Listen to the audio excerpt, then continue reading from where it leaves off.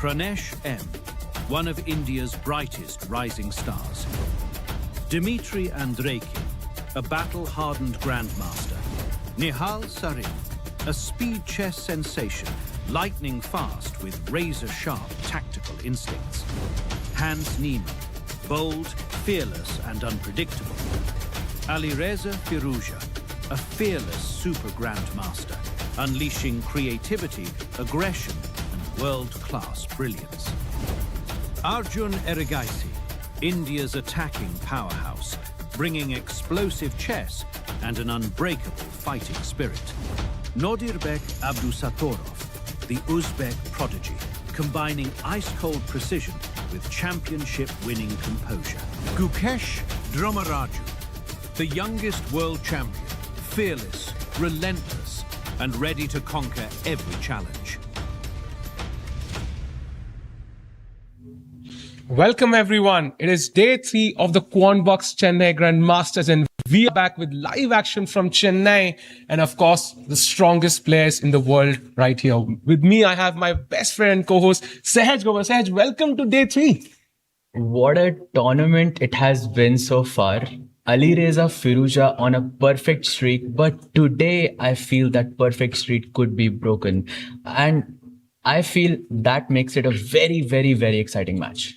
Agreed, and I think we have a lot of exciting matches today, and of course we are just 6 minutes away from liftoff and day 2. What a day it was! It was indeed, Sahaj. I mean, we saw the world champion go down on his home soil. He was not happy about that result. He had that golden opportunity. 50% odds, 1 pawn move, whether you move it 1 square or 2 squares, decided the game itself. And that was h6 or h5, Harry the h-pawn as they call it. So hoping he can make a comeback. All the Indian players are going to be playing with the white pieces today as opposed to yesterday where all of them had black pieces. So some results could be possible and it's going to be an exciting day. Exciting day indeed. So let's have a look at the standings right now. After day 2, who's on top is the question. And there we see with a 1-point lead for Alireza Firouzja. He seems to be, taking proceedings in his own hands. And he's saying, you know what, this tournament is mine. Absolutely. And there's no better way to, show that from the standings we are seeing. Perfect score, perfect run for Firouzja so far. And Gukesh is one of the victims there. And Pranesh, as you can see. But today, I think is a very, very tough match because he is up against Nihal Sarin. Oof. That too with the black pieces, and Nihal is on the rise. And let's not forget, it was Nihal who handed Firouzja the 15-0 defeat in the Bullet Championships just 1 week back. Yeah, and I think that's going to be a revenge match for Firouzja. And there we see the pairings for day 3. There is Arjun versus Hans Niemann.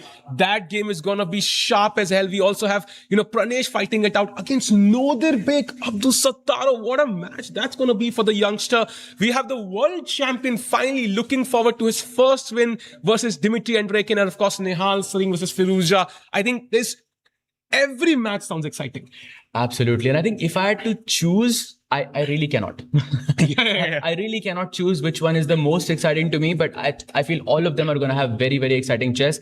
Nodirbek, in specific, I feel, has had 2, let's say, bad openings. I wouldn't say they are 2 bad games because he did fight back and he had winning chances against Arjun yesterday as well.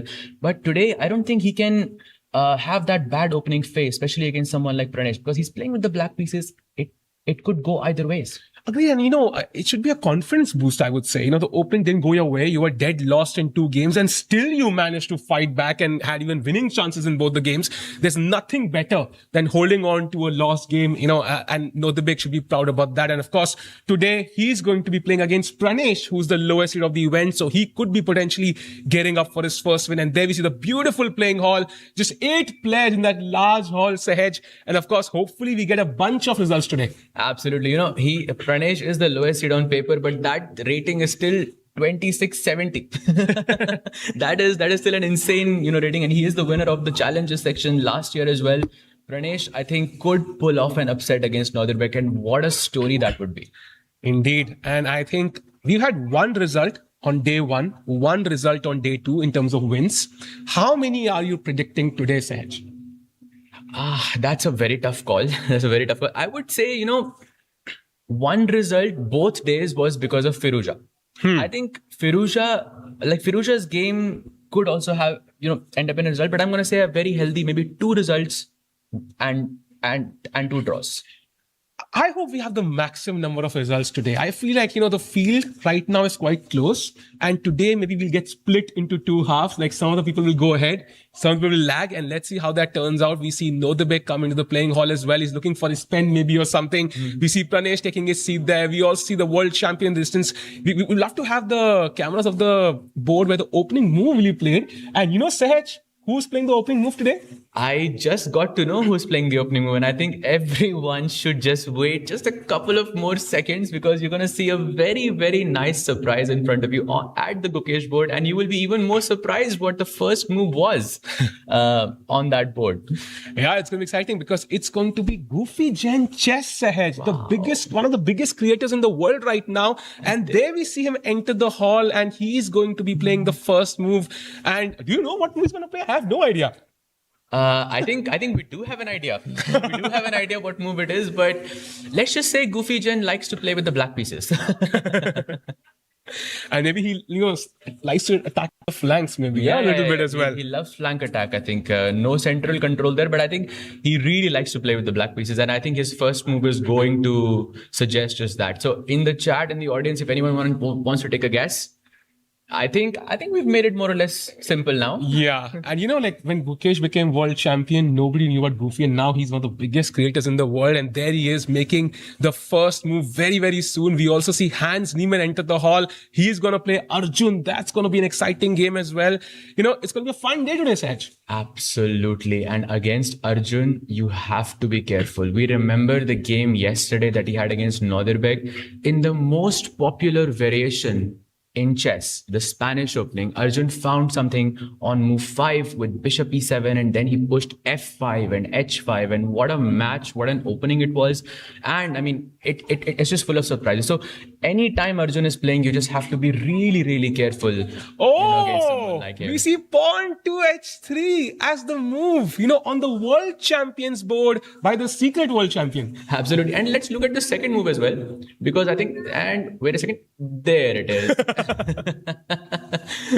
Wait, he just took it back and then started with a3. But so this does prove that a3 is maybe a slightly stronger move than h3, Sahil. Imagine Gukesh had prepared a3. He's like, bro, how does he know? How does he know?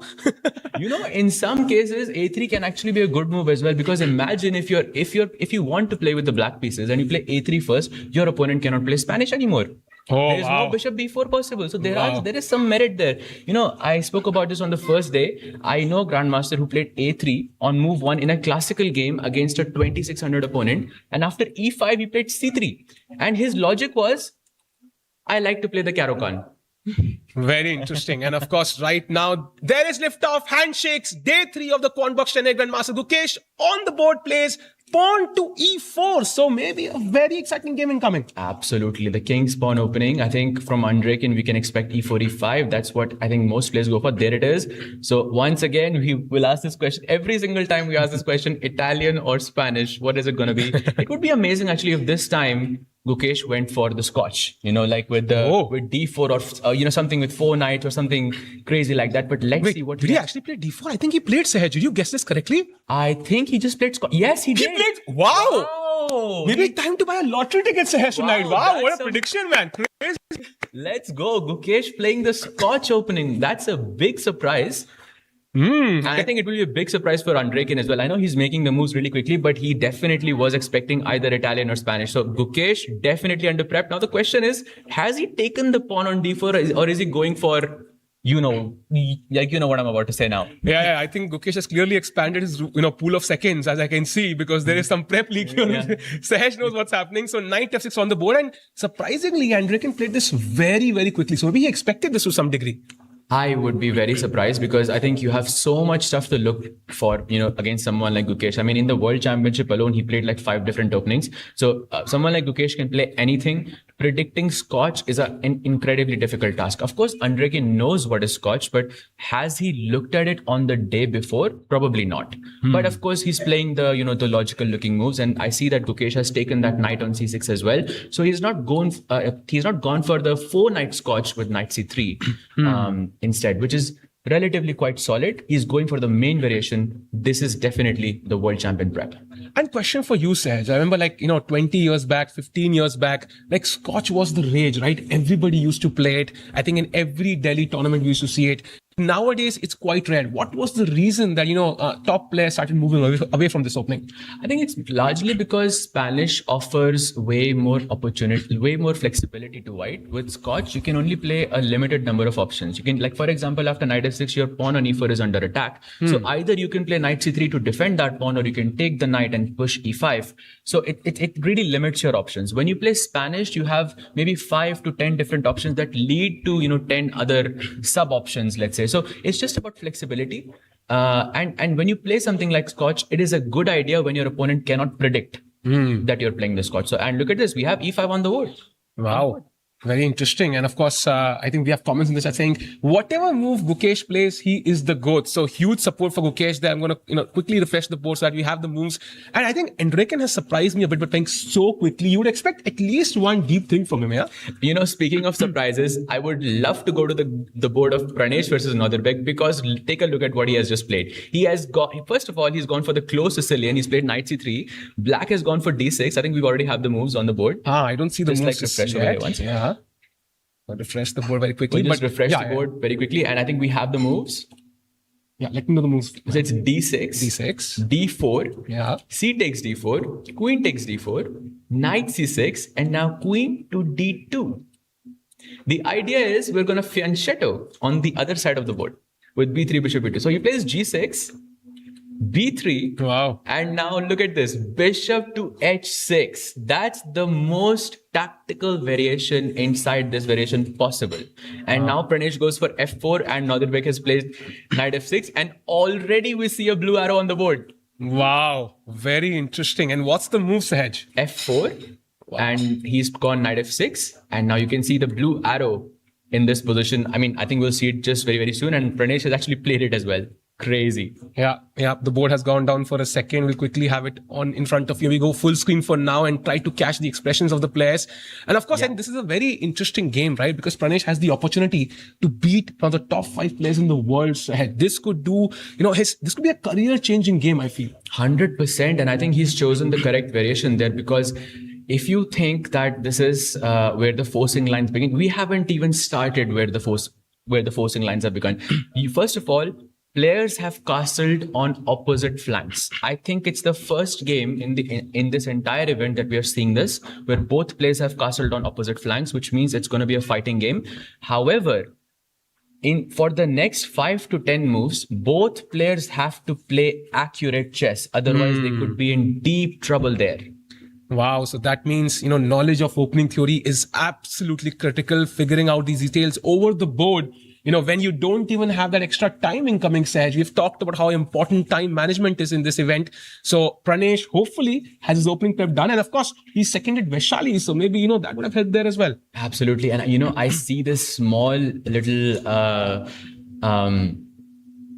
difference in the position where Black has gone for a5 instead of e5, which is what you normally go for. And Northerbek is not even at the board. He has gotten up. I think this means Northerbek had prepared for some kind of a surprise, and it has worked. Yeah. It has worked. And I think we have the board back as well. Let's go. We have the board. That is amazing news. So let's have the board on screen. Northerbek is also back on screen. And we can see this pawn move a5, Sahaj. If I'm white here, I see the a pawn running up the board.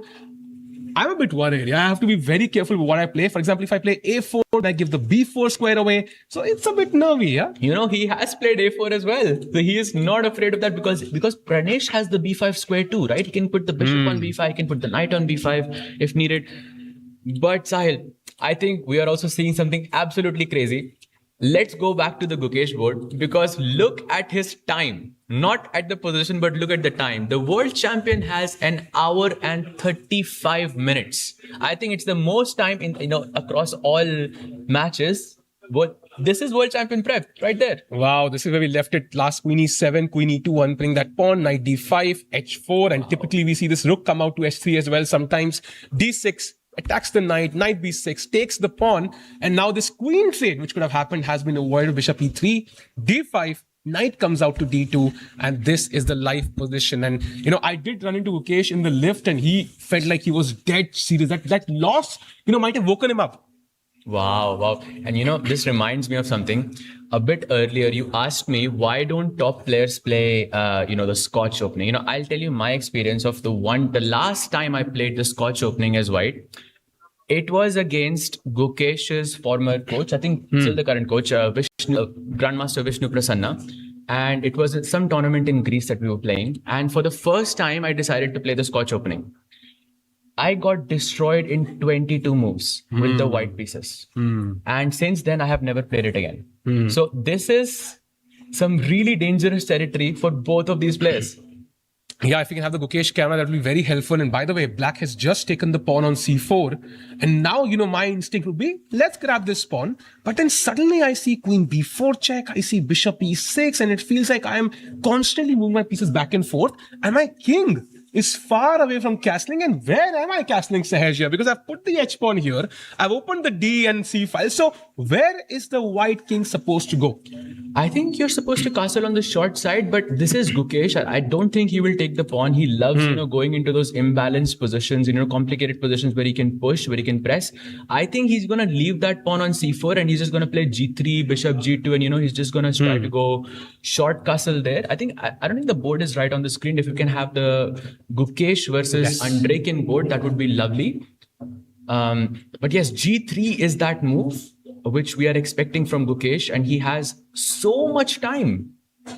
Yeah, indeed. And I think that's great news for Gukesh fans right now. So let's see what happens. And meanwhile, I think maybe, Chad is telling us, we want to see the Nihal versus Firouzja revenge match, Sahaj. Because, 15-0 was the streak Nihal Sareen had just a while back. And this is the position. And guess the opening name. Wait, I've seen this opening before, Sahaj. I've seen this before. Yeah, oh, wow. I think it does. We cannot see it on the screen right now, but guys, it deserves a mention regardless. We have the London system on the board. Let's go. Wow. And h3 in the London system. I was told you keep the pawn on h2. So if black were to play bishop d6, you put the bishop here. Yeah. So this is quite an interesting choice here by Nihal Sareen. Pawn to h3, and we see Firouzja already thinking. Absolutely. I think h3 was a big surprise for him. And yesterday we played some pickleball again, with Nihal, and today Nihal plays London. I don't see that as a coincidence. I mean, I feel like there has to be some correlation there. And by the way, do you want to share anything from Nihal's pickleball adventures? Like how good he is? He is insane. I played one-on-one against Nihal, in pickleball, and he's absolutely, I think, insane. He's unbeatable. I think. In the match, like in the one-on-one match, I got completely destroyed. Like, I don't think I won a single match against him. So, very, very strong player there. I was like 10-1 against him. I was trying to fight Firouzja's, that streak there. So, let's see what happens. And meanwhile, after actually Firouzja here really thinking about what to do, because this is a new plan, has not been played that often on chess.com. I think we have very few games as well. So, let's see how he handles this. And so far, h3 is a clear opening choice. But question, when did he prepare this? He was basically in pickleball all night. That's a good question, but I think this is Nihal. He's one of the, he's one of the best players in the world when it comes to London. When I wrote my course alongside Grandmaster Srinath Narayanan, I chose 5 players who are playing the London constantly, and Nihal was the first guy I chose because he in speed chess. On online chess, Nihal is a beast when it comes to London. So he understands the structure of London incredibly well. And I think we have a move from Firouzja. It's not so obvious what he's just played. But regardless, I think Nihal Sareen should be well prepared. Let's see how that turns out. And meanwhile, maybe we jump back to the Gukesh game, Sahaj, for a moment. And I do want to get your thoughts. What's going on in Gukesh's mind right now? I think he's playing on his home turf. He knows how important this tournament is. He's supposed to play an Olympiad, a World Championship, 2 huge events where he performed spectacularly 2 years back. So the pressure on his shoulders is definitely weighing him down a bit. Absolutely. And, being handed a loss yesterday in that manner by making one wrong pawn move definitely adds on to the pressure. But today, I think just looking at his time, looking at the body language, how the game has gone so far, I think he should be more or less happy with the position. I feel like this is one of the best situations you could have expected out of the opening. Yes, it looks like Andreikin is also pretty well prepared, but I feel like it is Gukesh who handed him the surprise. And to some extent, I feel this is a bluff. I could be wrong though. Ooh, very interesting, a bluff. And I think the opening battle is quite interesting. But after D takes C4, Gukesh having his first think, maybe this is something he might not have considered. But I think your plan of playing G3 is basically forced, right? Because you want to put the king in the corner. So then you can kind of munch on these queenside pawns. These are clear targets, very hard for black to defend. And once your king is safe, then Gukesh could really have some chances to convert in the endgame. Absolutely. And you know, there's a very interesting stat about the position in front of us. I don't think the board is correct right now. This is Scotch opening we're talking about. I think we'll get that fixed very, very for you guys. But the position that is currently on Gukesh's board, someone, a grandmaster from Chennai, has written a course on that exact position, and that is Grandmaster SP Sethuraman. And he's okay. I don't know what Interesting fact there, because they're both from Chennai, and one of them, and it's a lifetime repertoire, which means it's a whole complete course. It takes a lot of time and a lot of energy to create a course like that. So I think this could be some preparation there from the world champion. So let's see how the game progresses. Indeed, and I think we can see Andreikin quite relaxed there. I think he's been, we've not seen him compete at the top level, so this could be a career-changing, tournament for him as well.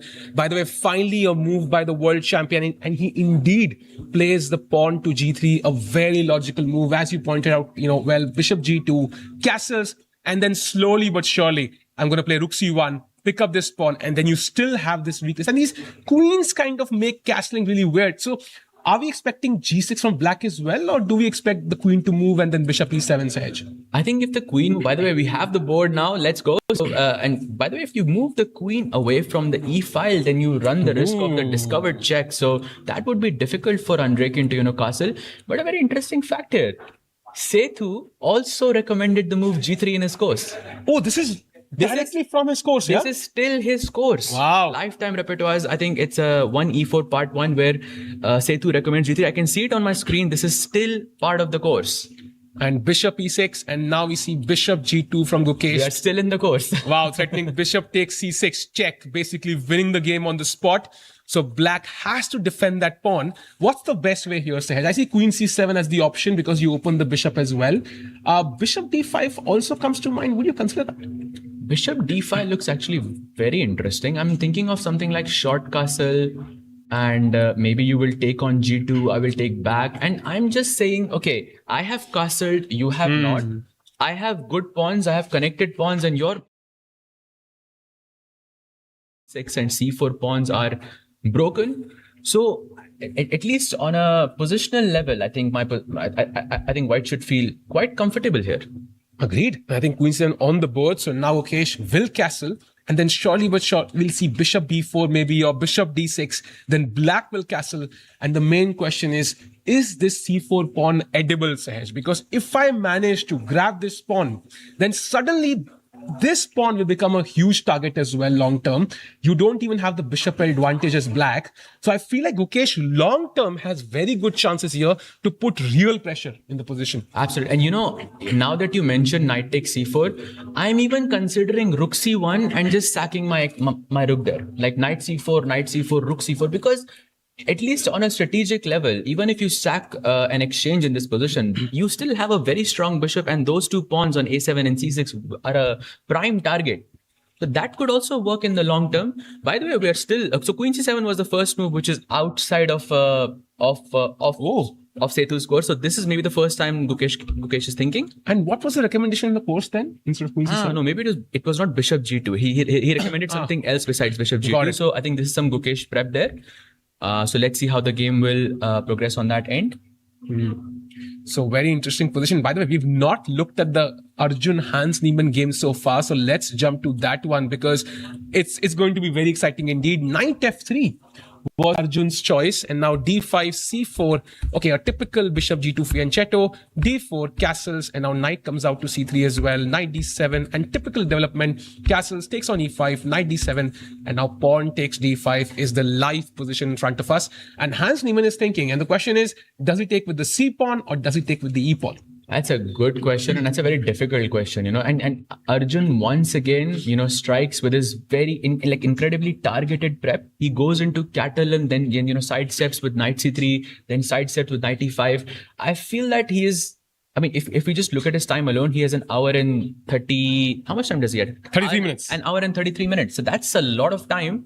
I think he's still very much in prep. And I think e takes d5 makes more sense in this position because you want to open up the line for the bishop, the diagonal for the bishop on c8. Like you want to sidestep with the knight on c5 or on b6 and play bishop f5. But that creates an imbalance in the position. And if I look at my golden f pawn, f4, f5 in the long run could be a scary decision. E4 could be a scary, move as well. So not an easy decision ahead for Hans Niemann. But it's the kind of move Hans Niemann would prefer as well, right? There it is. Yeah, it's typical of Hans Niemann to play this imbalance as well. Both the players prefer imbalances, and that's why I feel this is going to be a crisp game till the end. We'll have no idea who's going to win. It's going to be an attack from white, and black will of course create counterplay as well. So very interesting game on our hands. Arjun right now is 13 minutes ahead on the clock, so maybe he has his prep on the board.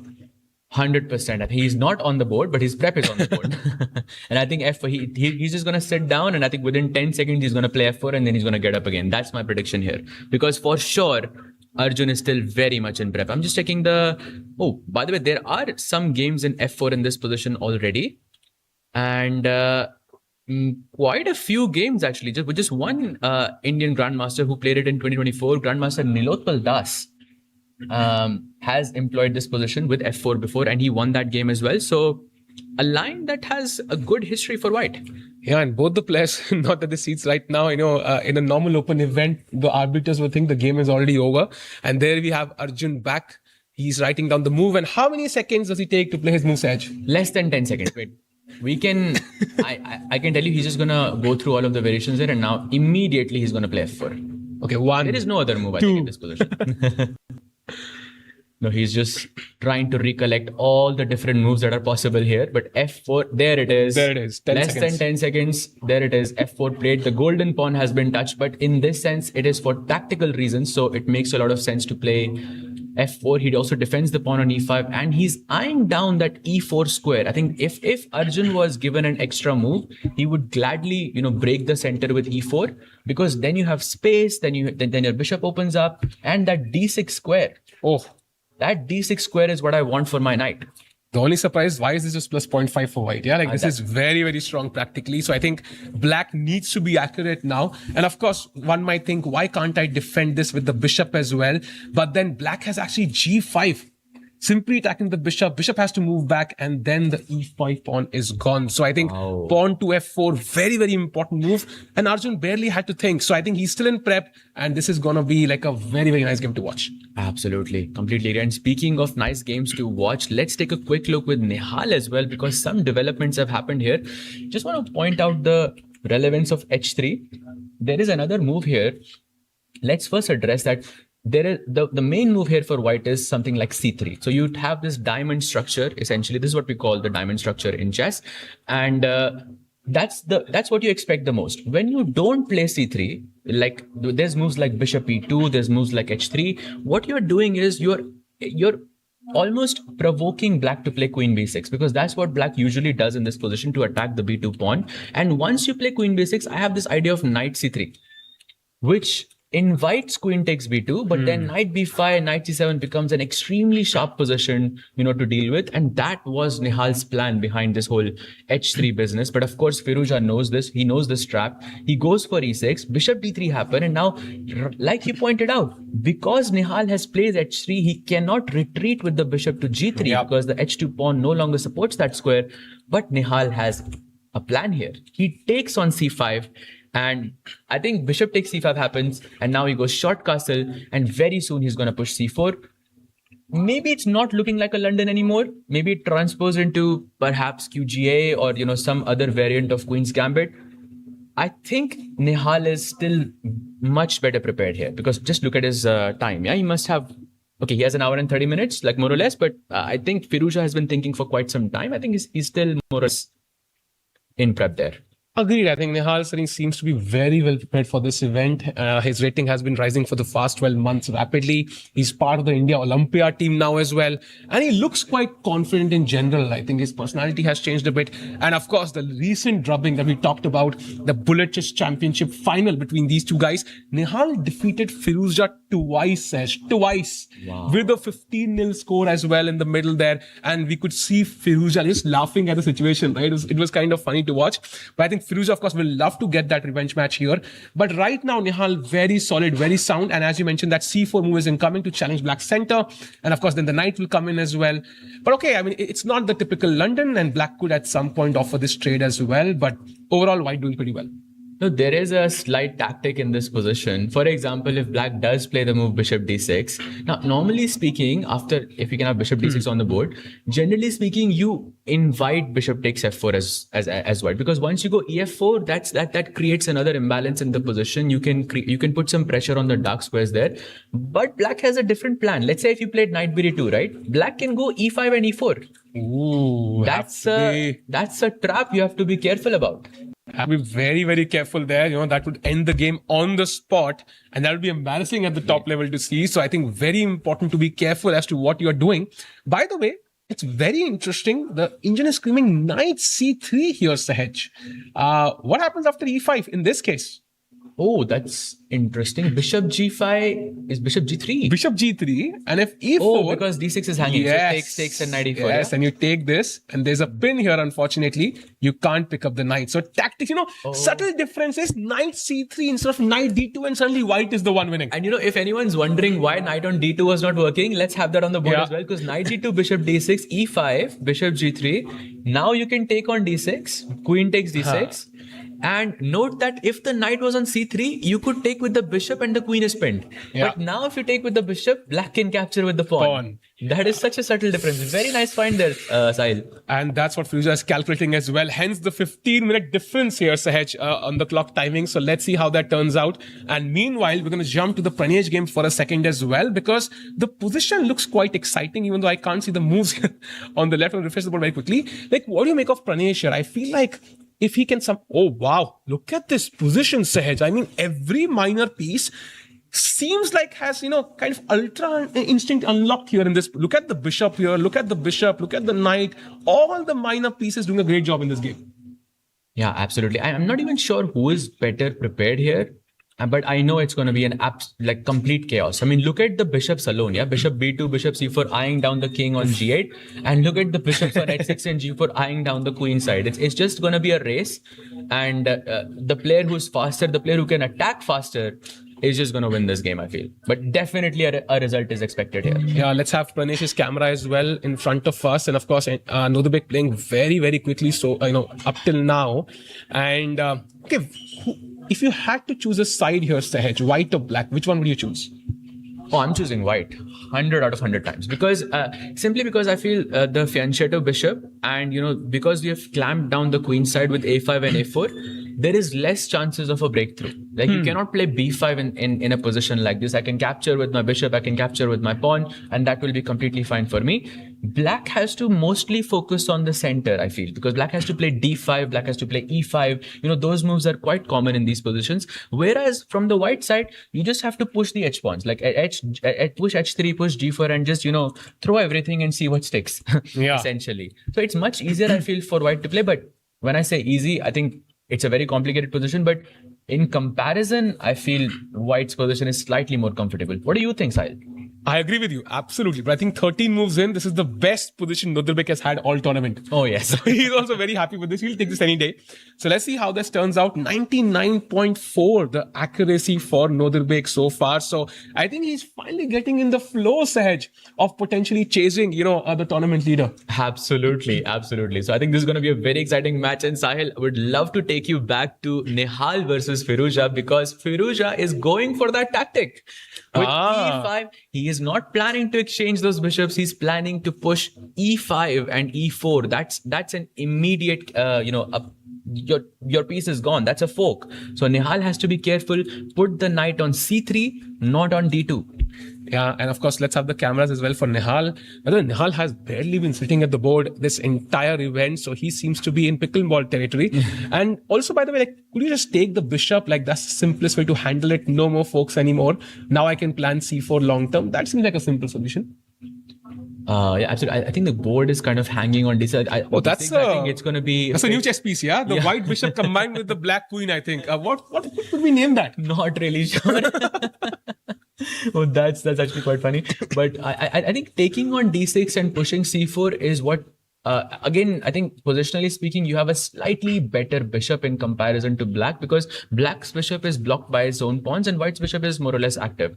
But I think it simplifies the position too much. Look, London is already, you run the risk of simplifying the position. Like, that's also why, London should be played in a, like sparingly in that sense. I would not take on d6 here. I would play c4 or I'll go knight c3. Let black do the simplification, because then your position will improve as the simplification happens. And we have a comment in the chat. Arjun and Hans both fumbled good chances in the first two games. But I feel like, they were both kind of constantly hitting the wall. Yeah, at some point, the wall would break and they would get their first wins. And they are playing each other today. So one of them finally breaks through and one of them crumbles. Yeah, absolutely. Absolutely. Let's see what will happen. So, by the way, let's go to Gukesh's board, because I see he has given up his bishop to win the c4 pawn. This is he left it last, right? Queen c7, castles, bishop b4, and now he takes the knight on b6, fixes black's pawn structure, but at least he gets the pawn now with knight takes e4. So you get the pawn back, but now black has the bishop pair. The pawn structure isn't that bad either, right? Because they're connected now.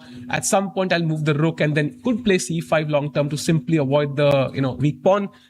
And Raken looks kind of fine now, I think. But white does have that outside pass pawn with a3, b4. You can try to create a passer on the a file, and let's not forget the Catalan bishop on g2 is very, very strong. It has more power than both of black's bishops combined, because that bishop is on the longest diagonal.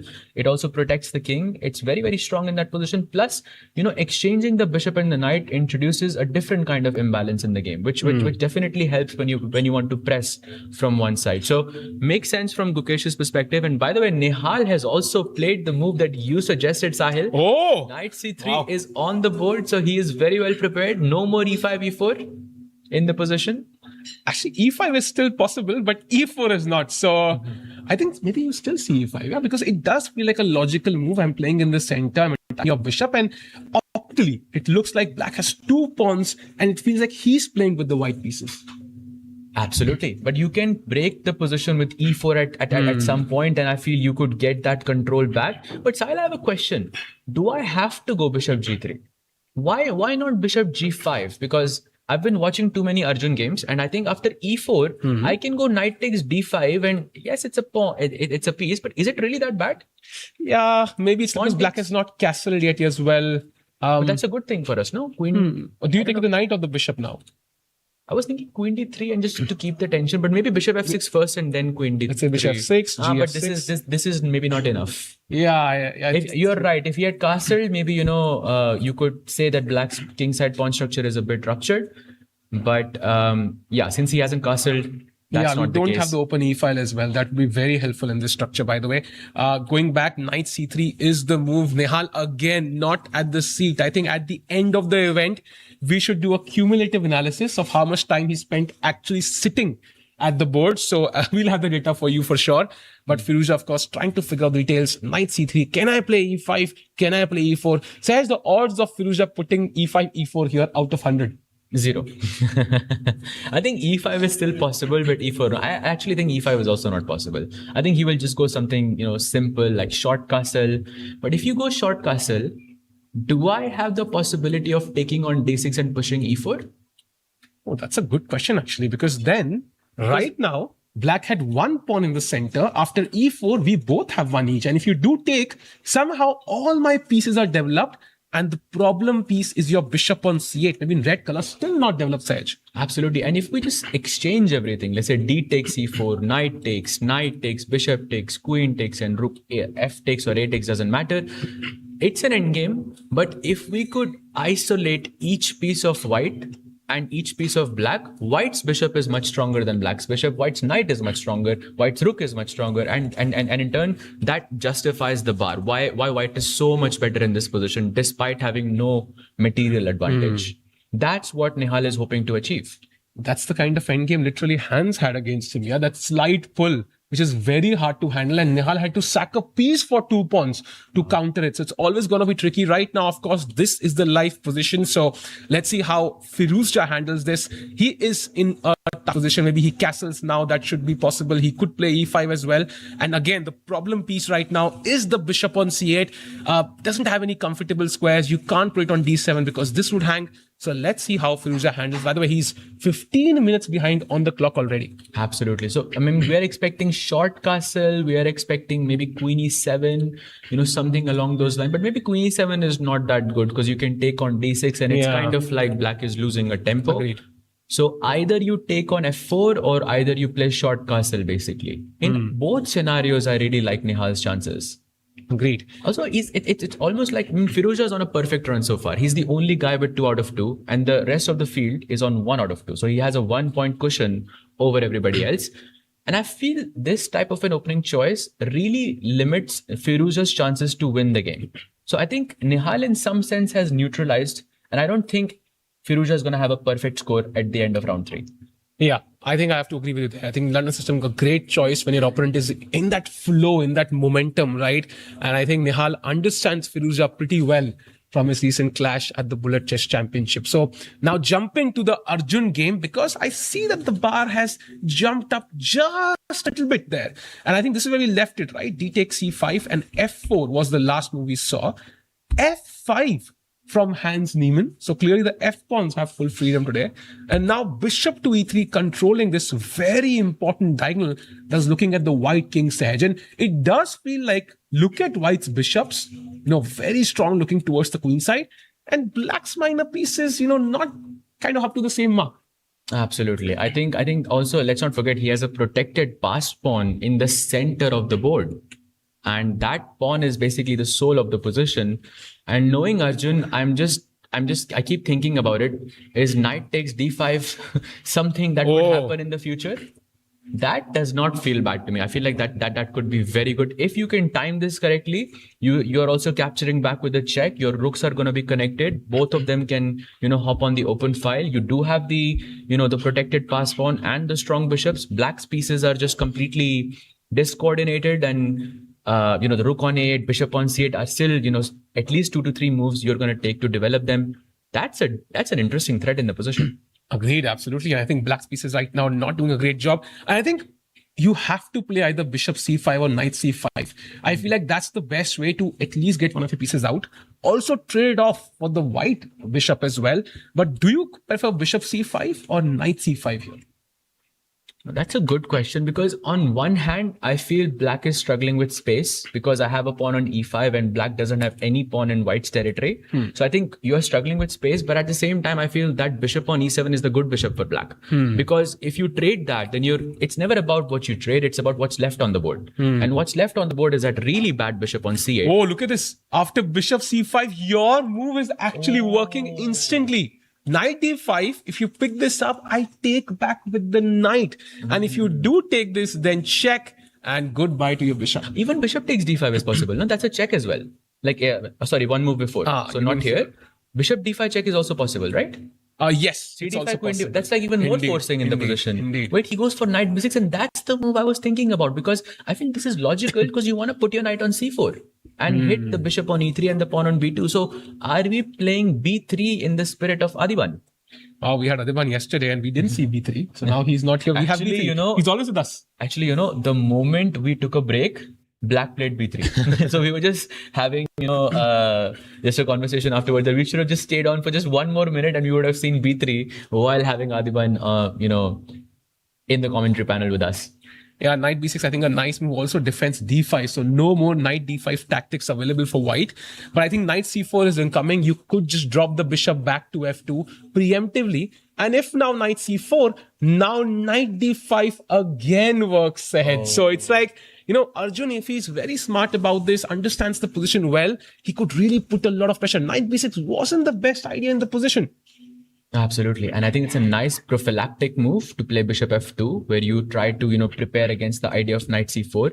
I love that idea because b3 is also good, but it's an unnecessary pawn move because maybe that could have consequences, 10 moves from now where black could play on the dark square. So it's not, if it's not necessary to push a pawn, don't push the pawn. So if I had a choice between b3 and bishop f2, I think bishop f2 strategically makes a lot more sense. Plus, I am also looking at a4, a5 ideas there, Sahil.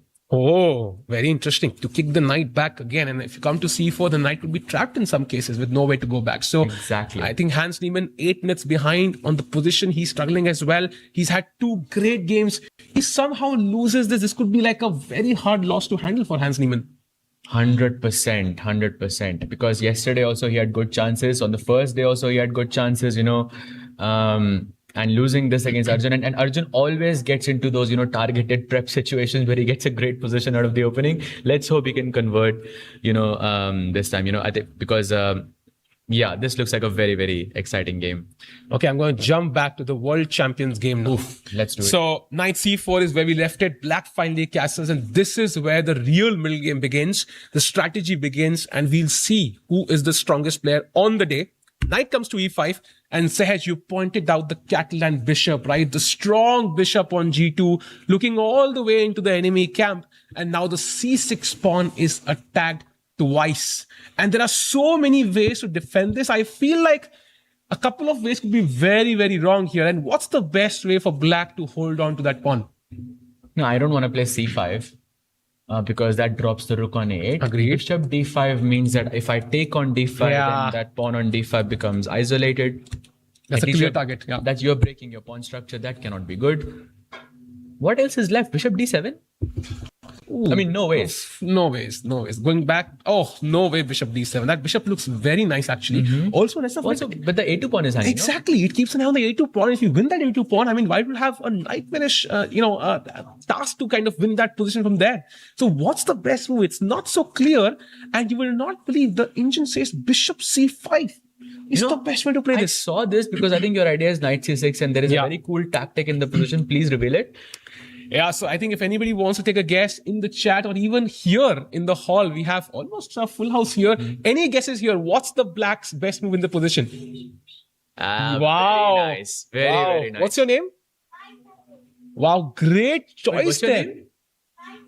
Sahil. No, Sai Sardesh. Sai Sardesh. I heard Sahil. No. Another Sahil in the... I can't play these moves, by the way. I can't play these moves. But amazing. Indeed. Queen. So Sai, I've got another question for you, okay? After black plays queen g3, I will go b4.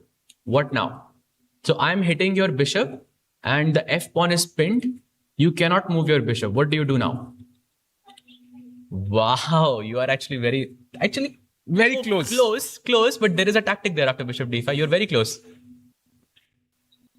Actually, bishop d5, there's this check. So you want e7 check is there. Yeah, you want to change the path to the goal. It's very similar to what you're saying. It's actually bishop to h3 instead. And I think that's a big problem for white, no? That's almost game over. Yeah, I think so. It's very, very tough. And of course, black is, really... And the king side is opening up. That's not a good sign for Gukesh anyway. So going back, I think this is the current position. So there is venom for both sides in the game. Let's see how black defends this. Bishop c5 could be the counter-attacking way of handling this position. And that pawn is basically poisoned.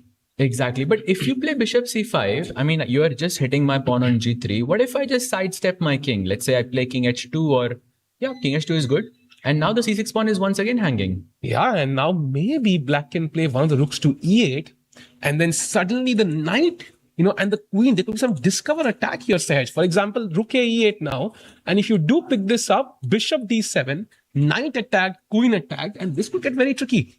Wait a second, queen f3, and you're just going to trade everything in the position, or what's happening? Look at the bar. Look at the bar, Sahaj. The knight is actually trapped on c6. Yeah? Wow. That is crazy. But these are some difficult moves to find, I would say, for unbreaking, because generally when you attack something, your first instinct is to defend it. Well, Bishop c5 is not an easy move, and the follow-up that you showed us with Rook e8 and Bishop d7, those are definitely not easy moves to play over the board. And that's why I think this opening choice is a good one by Gukesh, right? Because first of all, it's a solid choice for white. Like you don't have a particular weakness. Okay, Bishop c5, it's a threat. I can sidestep with King h2. And you're basically playing a very calm position, hard to go wrong. And you also have these subtle threats. And it's very hard for Hendrickson to think, okay, I'm going to play Bishop d5. It's a slight weakness. I'll accept it. I'll defend it. And then slowly but surely these pile up, and then white gets a real chance in the position. Exactly. If you play Bishop d5, I think Gukesh is going to play this for a very long time. And I think this is not going to be an easy game for... Yeah, we'll miss dinner tonight for sure. Yeah, if Bishop d5 happens. 100%. And gladly, as long as, there is some venom in the game. But Bishop c5, you said. So I cannot play Rook e8 immediately in the position because white has knight takes c6 and the bishop on b4 would be hanging. Yes. In this sense. You can play this on because there's Bishop d5 now. And suddenly you're kind of stuck. You have to play Queen b5 to defend the knight and attack the bishop. And the game just keeps going on. But of course, I don't want to sack the pawn for no reason. Like there's a simple solution, find it. Absolutely. I think that's absolutely correct. But, after Rook e8, knight c6, Bishop d5, I don't know. I'm in the mood to make sacrifices. Don't sack my queen, please. I was thinking, no. Queen takes c8. I don't think it is black who's playing for a win here. Queen takes c8, Bishop g2. Okay, Bishop g2. Wow. I missed. Yeah, I thought Rook e8 and Bishop d5 is there, and okay, that you could play on as white. And maybe you can even press here with the white set, especially because you have the a pawn. But Bishop g2 is a nice intermezzo. And you know what the best move here is? Any guesses? King g2. Pawn to b4, allowing Queen takes g3. Wow. Bishop g2 now, and apparently white is completely equal edge. So this is still equal. Your instinct was correct. Like the queen sack is possible. I don't know, Gukesh, maybe he doesn't go for it, but yeah, it was a possibility there. Wow. Crazy chess everywhere. I mean, regardless of whether black goes for Rook e8 or whether he goes for Bishop c5, both of them are extremely dynamic moves, and this is perhaps why Dimitri is thinking in this position. Gukesh looks more or less comfortable, very stable, slight practical edge there. By the way, we have to jump to the Nihal game because guess what just happened? E5 on the board by Firuzja, and the bar has kind of jumped up a bit in Nihal's favor. Look at Nihal locked in right now, his head in his hands, and now Bishop has to drop back to G3. That's where it belongs. And then Firuzja should not put the pawn forward, otherwise it's game over. Wow, E5. This is, maybe Nihal is thinking, but wait a second, did I calculate this correctly? There is no E4, right? In the position. Maybe it's Oscar acting, try me C4. No, I can't see it. Oh, no. Wait, he's going for the bishop. Some hesitation by Nihal there. Bishop G3 and Bishop H2. Is there a difference? I think not really. Not really. Bishop H3 is maybe slightly better because this doesn't come with check, right? So I might have an intermediate move somewhere. And also I have the option of going to H4 as well. Yes. So he does play Bishop G3. That's the best move in the position. Now, do not play E4 Firuzja. Otherwise, you're going home. Yep, Bishop takes D6 and Bishop takes E4 is just an extra pawn. So that would not be good. And he has made a move instantly. I think he has played A6 in this position, if I see the position correctly. Yes. Yep, it is A6. And now let's break in the center. E4. Exactly. And Sahaj, after E4, the last thing you want to do is take. Because knight takes, bishop takes, and suddenly the white bishop is an absolute beast. I can take on c6, pick up e5. I have some mating ideas on the king side, and black looks in real trouble. The best move is actually f6, and that already highlights how tough this is. Absolutely, and you can forget about castling here because that's going to be so dangerous on the king side. And in fact, ideas like queen d3, rook d1 are just so simple to play as well. I really like Nihal's chances. I think he should have a very healthy advantage here already, no? Yeah, and I love this. And I think that, we often talk about, one game does not decide the future. And at the end, that bullet chess championship match, like if Nihal had not won that Sahaj, I feel like Firuzja would be a lot more confident. Like coming off that drubbing against Nihal, it must be affecting him psychologically a little bit, right? He remembers the past, what happened just a couple of weeks back. Exactly. I don't think I have ever seen anything like that before. Not just to Firuzja, like ever. In that sense, so it definitely has some kind of an effect on both of these players. I remember even watching Nihal's interview afterwards, and he said this is one of his like best achievements of defeating, Firouzja twice in the finals and in the way that he did. So if he is able to beat him in classical as well, he would, be extremely happy. Also, he would dethrone Firouzja essentially, who's on a perfect score so far. Yeah, all the players would be cheering for Nihal right now because Firouzja is kind of running away with the event. And also, I think Nihal mentioned that, he didn't realize he had a 15-0 streak. If he had realized it, he would somehow jinx it and kind of lose it. So sometimes just kind of living in the moment, playing the best chess is the best strategy. Absolutely. In pickleball, he's not like that though. In pickleball, he's always keeping score. He knows exactly how many points you have, and... Yeah, it's 10-0, brother. 10-0. Oh, by the way, Dimitri has played that move we were talking about, bishop to c5. So it is the best move in the position. And now if we go knight takes e6, then we have sized move, queen takes g3 and bishop h3. Those types of ideas are definitely possible. I accidentally clicked on the Nodrbek, game first, and there was a blue arrow there. Oh, let's go. So rook takes c4 is the only move for the Satar of Nodrbek, and we talked about how hard it is to open up the queen side and launch files towards the white king. He found a way.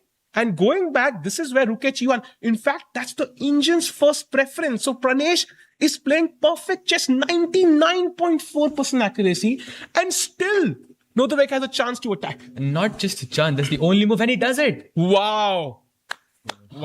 Beautiful move, man. Exchange sacrifice. Levy somewhere smiling in the world. I don't know. Yep.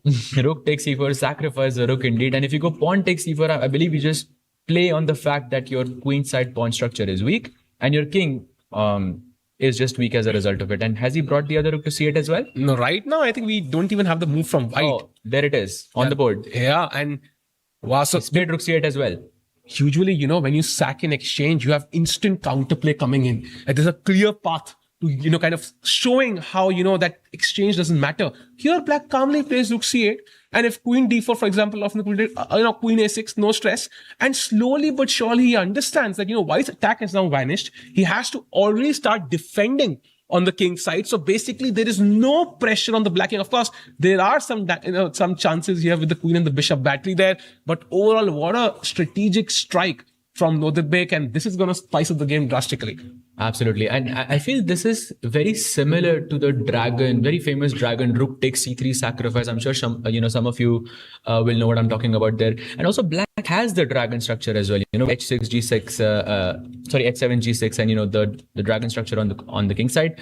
And very similar structure there. The only difference is the fianchetto bishop is not on g7. It's currently on h6. And white has, of course, fianchetto on b2. So slight difference, but the principle is more or less still the same. Yeah. Now, if you ask me which position, which side do I like more, I think it is Nodrbek who has more attacking chances here for sure. The problem, I think, is the c4 pawn. Yeah. And once black captures this, suddenly the a4 pawn becomes weak. You could be looking at rook takes c3 sacrifices because this knight is also pinned. And suddenly the knight on b4, the queen on b6. These pieces look dangerous. I've not even talked about these amazing bishops right now. So every black piece participating in the attack, we have a move from white. What has he played, Sahaj?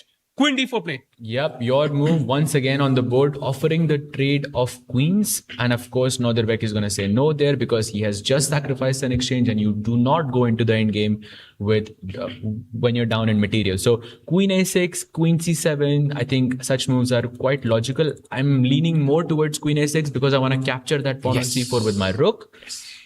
And maybe you can have knight b5. Is that possible?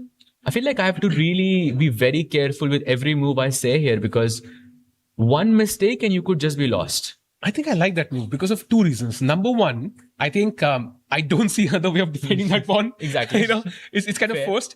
And second, I also open up my bishop, right? So now, for example, if this knight were to go on an adventure somewhere, it's just mate in one. Like that's the end of the game and we go home. So I think I love that move, knight b5, kind of restricts the black queen as well. It has limited. Where does the black queen go now? I just don't see a square, yeah? It's funny that you mentioned this because when I was calculating this position after knight b5, I was thinking that black has this potential option to go knight takes c4 and knight takes c2. because then you have bishop f5 and the queen could be trapped on that diagonal.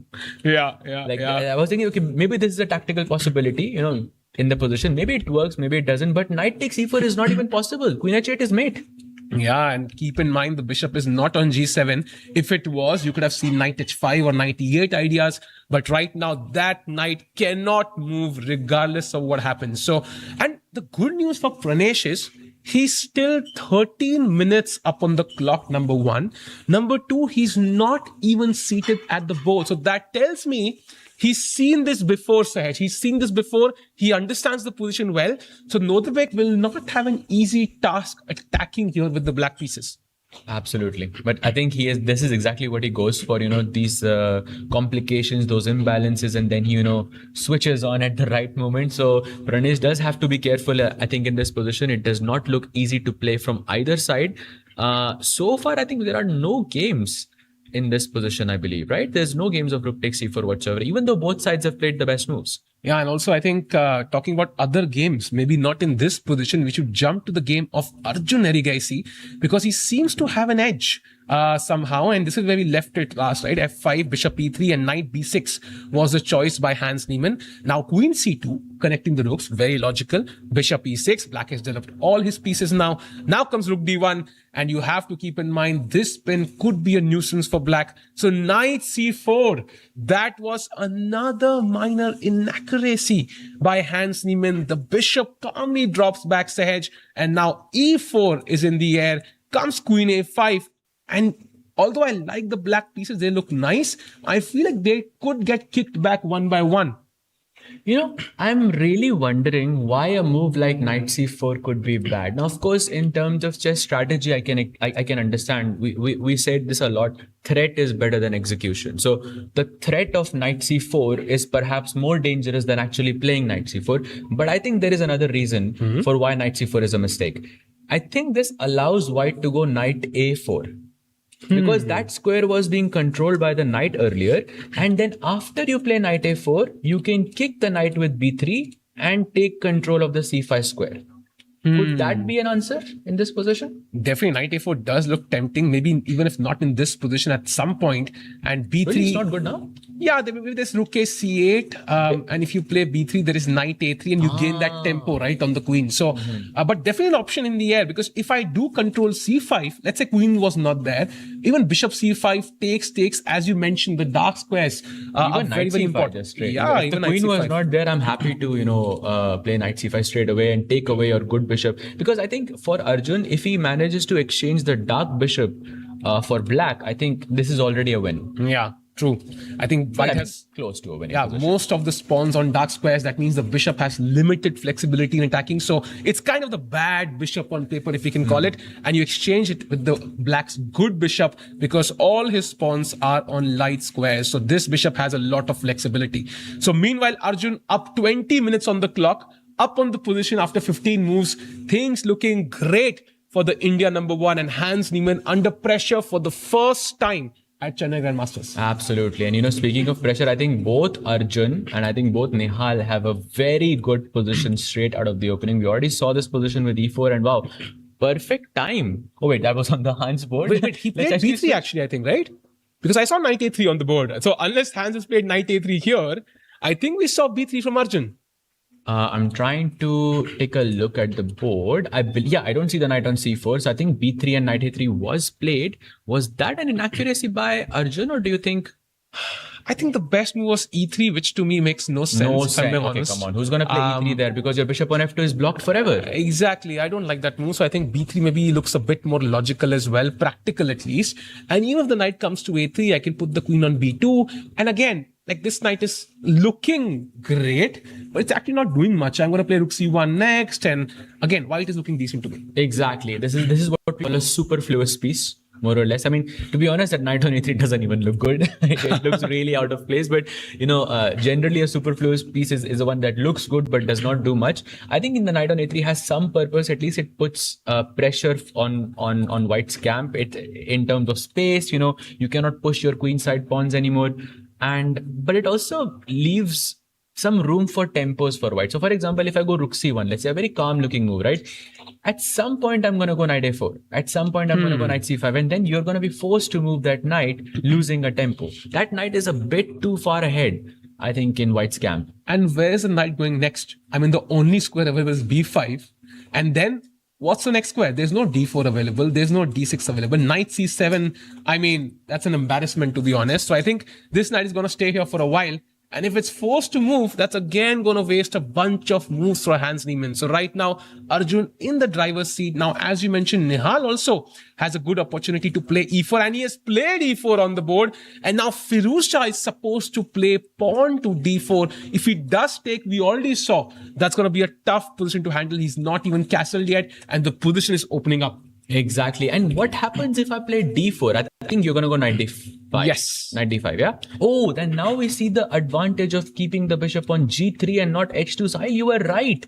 Bishop h4 pins that knight on f6 and creates a whole world of problems for the French number one. Exactly. And if this is forced somehow at some point, then your king side will never be safe. And if you do take on d5, which is not an option because now the knight is attacked. And if you move the knight, then the e5 pawn crumbles, rook e1 next, and you can bottle and resign here already. Absolutely. And by the way, I think we do have e4 and d4 and knight d5 on the board. And I just saw Firouzja castling. So we have that exact same position. I don't think it's updated there, so we can have it, on the board anyways. That's a very big advantage for Nihal. This looks very nice. This looks very nice. These pawns, first of all, the bishop is now a bad piece. The knight has been, thinking about jumping to these squares, doesn't have the d4 square anymore. At some point, I think, of course, I'm going to prevent knight b4 as well. Bishop h4 does look tempting. Rook e1 looks tempting. Queen e2 looks tempting. A bunch of very obvious moves for white. What are the next 5 moves for black? Not so clear. I think bishop e6 perhaps, because I really don't like your knight sitting on that outpost on d5. But I have to think 5 times before I take that knight on d5. And yes, the threat of bishop h4 is just so dangerous in this position. Let's go bishop e7 maybe just to, not have a pin. What do you do now? I mean, I get the bishop pair at the very least, and I still have the pin. And now, I don't know, maybe knight h2, knight g4. Fisher's idea, yeah? Bobby's idea. We have knight h2, knight g4, which is usually employed in the Spanish. We didn't get to see a Spanish in this round. We've been seeing it, throughout this event. But knight h2 is a nice move with ideas of knight g4 and f4. Agreed. And I think f4 in the air always, the rook will come into the game. So I think right now, and only look at the clock for Firouzja, 53 minutes. Versus 1 hour and 20 minutes. So almost a 30-minute difference on the clock after move number 10 for the tournament leader. Wow. That's actually, I think, great news, I would say. Look at Nihal's pose. Yeah. I mean, I wish I could do commentary in that pose. What a confident posture there by Nihal. I feel that Firouzja, whenever he gets lower on the clock, he becomes more dangerous. But same can be said for Nihal. Yeah. Except when you're playing against Nihal, because that's also, a bullet world champion right there in front of you. So, if Nihal wins, I think everybody should start playing pickleball then. I think we'll have Gukesh, Arjun, everybody playing pickleball. But right now, I think Firouzja under pressure, I think it's far from over, yeah. I think we're talking about mistakes from black, but Firouzja will be very cautious. He's the only one who's won 2 games. And he's kind of fought very well. So he will not make it easy for Nihal Sareen. And he will, I think, in fact, has played d4, knight d5, I think. And he has castled as well. I think he's thinking at this moment after short castle. So we were looking at some knight h2 ideas, yeah, in the later part of the game. So right now it's time to, connect your rooks. Your development is never complete until the rooks are connected. So queen e2 makes a lot of sense. Queen d2 maybe makes a lot of sense too. But queen e2, I think, is just instinctively feels right. Yeah. And you're eyeing down the e5 pawn there. And if you go bishop e6, then we looked at bishop h4. It doesn't feel like a very difficult move. Maybe the difficult decision is that after bishop e7, you have to basically trade off your best piece in the position. Now, the knight on d5 is the most active. It's an outpost on the center of the board. It's not an easy decision to capture on e7. You might be considering bishop f6 instead. You might be considering knight f6 instead. But I think you have to move the knight, right? Yes, more or less. Yeah. Yeah, I don't see a move here. I think once you reach this position, I think knight e7 comes naturally. But when I'm looking at it from afar, maybe I think, I don't want to give up the knight on d5. So maybe Nihal will consider other options. But I think it seems to be pretty smooth sailing for. So why can't I go bishop h4 now, like instead of queen e2? So bishop h4, bishop e7. If I have decided that I have to, trade this knight anyway, so why can't I do it right now? Takes, and I don't know, knight h2. Let's play. I think you actually can. I think it's not a bad deal at all. Maybe in kind of bringing this bishop out to e6, that kind of, blocks the queen's defense of the e5 pawn. F4 and e5 is more logical. Yeah. Oh, great point there. Because if the bishop is on e6, it blocks the queen's view whenever you push e5. Maybe you can show it on the screen as well. Like knight h2, if you play in this position, your idea is to play f4. Yeah. And if we have the same position with black's bishop on e6 and white's queen on e2, that queen's view is blocked on the e5 square. That's a very interesting nuance, I think. Very important nuance in the position that Nihal should clarify. Yep. And I think we'll have the live moves very soon. But meanwhile, I think let's jump to the game of the world champion here. After knight to e5, bishop c5, no moves by Gukesh. He's been thinking for a long time. He's of course considering king h2. That's the obvious move. In bullet chess, blitz chess, you would have played this instantly. What other options does he have, Sahaj, instead of king h2? I was thinking king h1 maybe, but that's kind of does the same thing. Same, yeah. It's kind of the same because you want to really look at that pawn on g3 and make sure that is not falling. Maybe knight d3 is another choice because I was trying to be clever there, because if you take on g3, I take on c5, but I see bishop c4 is a big problem. Yeah, bishop d4 actually. Yeah, this bishop is c4 also, no? Like you just take the knight on d3 and that's a good one as well. I mean, probably both of them in that sense, but okay, he doesn't want these opposite color bishop endgames. Yeah, so he's going to avoid this like the plague. So I think as of now, he's considering king h2 for sure.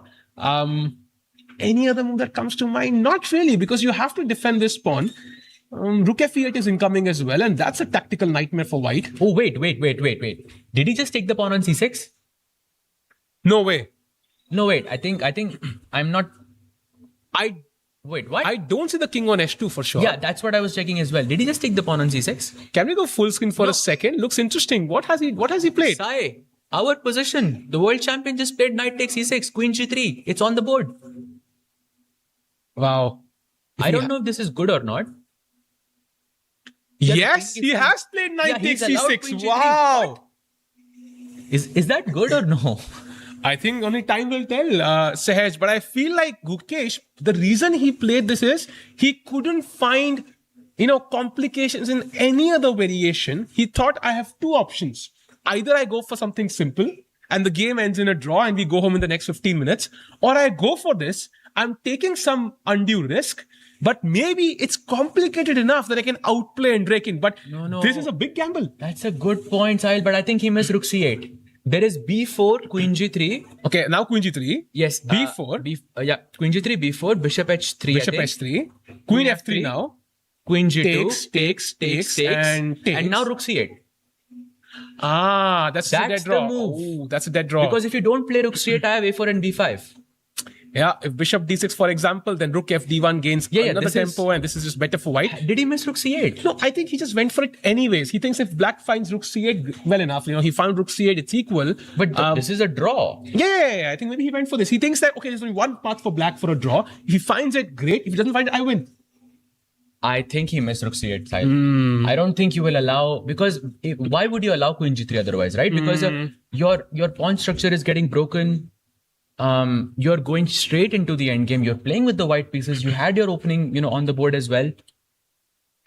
See, I think Andrekin is a bit surprised there as well. And Andrekin there must be something we're missing. And he found a crazy, defense against, if you remember, against, I think it was Arjun, where he drew that endgame, or rook down. So he's definitely one guy who's going to find this. And by the way, we already have a move from Andrekin, and he's captured the pawn on g3 very, very quickly. By the way, we do have some very interesting news coming in. India has a 99th Grandmaster. Grandmaster Rathanwell VS. Let's have a round of applause, everyone. One away from a century. Just one away. Who's going to make it 100? Triple digits incoming. Huge congratulations to Rathanwell. And he's from Tamil Nadu. Tamil Nadu. Not a surprise. And I think so many GMs from the state, but overall one away. So who's going to be the 100th? That's a lucky number, yeah?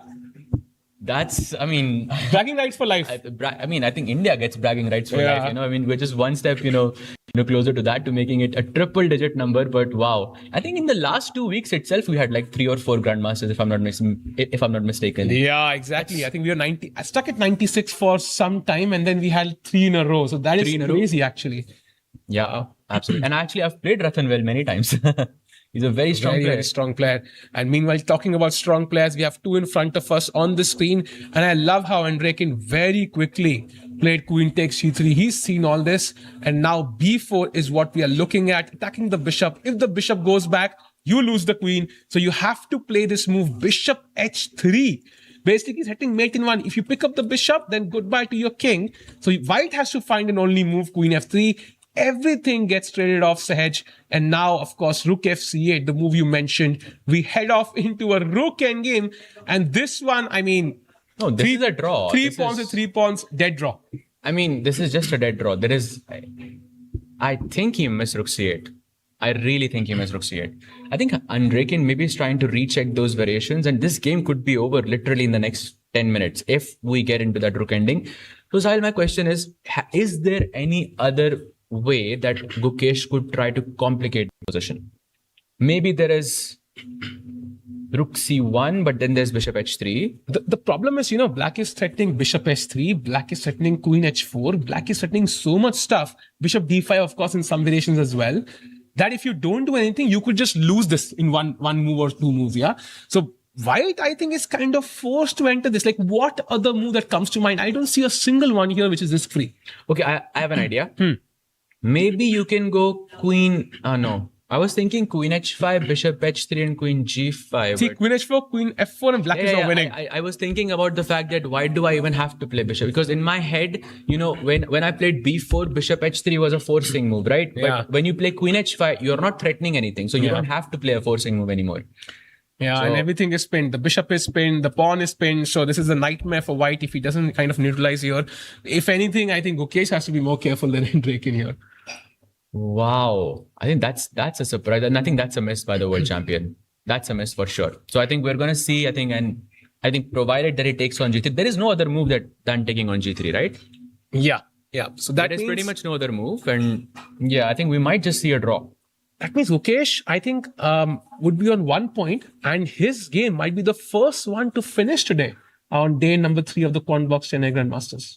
Yep, absolutely. And Gukesh, Gukesh's game, finishing first is like, it's such a surprise because usually he's the guy who plays the longest always. He's known for, stretching the games for as long as possible. So another idea I have is queen f3, but I just see you can just take on h4. Yeah, there is no point of this. And then now suddenly... I'm trying to complicate the position. Maybe, there is a way that, that complicates and... But I think it's b4 and I think he just missed rook f c8 is possible. I'm going to show you a move, by the way. Knight e5, let's say. Rook to a4. Oh my God. Yeah, and this is where I think that resign button looks very tempting. So I think going back, Gukesh should not risk this too much. I think this is enough risk. And I think the game is dead even, by the way. b4 would be the move here that Gukesh should find out. In fact, I see it on the board, Sahaj. Can we go full screen for a moment? I don't see it on the board, but I do see it on the camera. Yes, he has played b4. Wow. Wait. So we are going to see that endgame. Bishop h3 is forced and everything is forced there. So taking, playing queen f3, black taking on 2. You know what I think? I think after bishop h3 and queen f3 in this position, I think Gukesh thought that he could go queen takes f3, not queen takes g2. Like he could take the queen instead of the bishop. I think we'll have the board set up for you very, very soon. Yeah, okay, we don't have the current moves, but okay, knight c6, queen g3, and b4. Yeah, bishop h3 was played. Oh, it's already played. I think maybe Gukesh thought after queen f3, Dimitri can go queen takes queen, and then bishop takes rook. Where I think the position is a bit more complicated. But I think this queen g2 stuff he completely overlooked. Or maybe he just missed rook f8 like we mentioned earlier. That's a good, that is a possibility for sure. Oh, wait, he goes queen e... Wait, what? He played queen e4. He didn't play queen f... What? Okay, it doesn't change much, but so it wasn't queen f3, queen f3. But queen e4 is less Forcing, yeah? Forcing. And when you have a queen, bishop, and so many pieces close to it, you want to make as many forcing moves as possible because well, if you give your opponent flexibility here, it's not a good idea. Yeah, and this agreed. basically gives black an extra choice of playing rook e8, for example. Rook e8. Okay, you can actually take the bishop. Oh, it's a now. good thing. It's a good thing. Let's go. Now we switched understand from back to Gukesh's good very idea. quickly, but I get it. But I think okay. I mean, it's not going to change anything. Yeah, in terms of black still knows what to do. Just take everything on g2, and it's going to be completely even Steven. And wow, so a quick result in the World Champions game, and he's still not getting his first win after 3 rounds. Yeah. Yep. I think this one is, I think, a bit of a surprise. Okay, but I think mistakes like that happen. I think it was just an oversight at the end of the day. Yep. Maybe Andrekin is thinking about takes. If you can have queen g. Okay, I think we'll have the board now set up. Yep. Knight c6, queen g3, b4, and now bishop h3, and then queen to e4 is the live position. So very interesting. Gukesh now, I think, about to potentially, accept the draw. Let's see how that works out. And Rekin is thinking whether he has an alternative, but he doesn't. So both players kind of stuck. And you can see it from the body language as well. Yeah, it feels like someone in a draw. Yeah, absolutely. So Sahaj, I think this is going to be the first result. Before we take our first break for today, just want to get your perspective on the Arjun game. I think this is where he left b3, knight a3 is what we saw. If you can have the Arjun camera as well briefly, are you expecting a result in this game between these two players? I think yes, he's also played queen b2, and I think we have a couple of moves. Yes, I'm 100% expecting a result here. I mean, both Nihal and Arjun, I think, have a great position straight out of the opening. And I think they should. I mean, this is exactly what you expect, right? You have an advantage, like from the white side. You prepare something, and then you try to press as much as possible. So I think Arjun and Nihal, both of them having good chances to win today. I think we'll see how the game goes. So all the 4 Indians having white pieces today. So far, I think Gukesh probably close to a draw. 2 of the Indians, Arjun and Nihal, pushing against their opponents, Hans Niemann and Firuzja. Of course, Pranesh Nodabek, an exciting exchange sacrifice as well. So 4 exciting games. We're going to take a very, very short break. On the other side, the first result and some exciting chess. See you soon.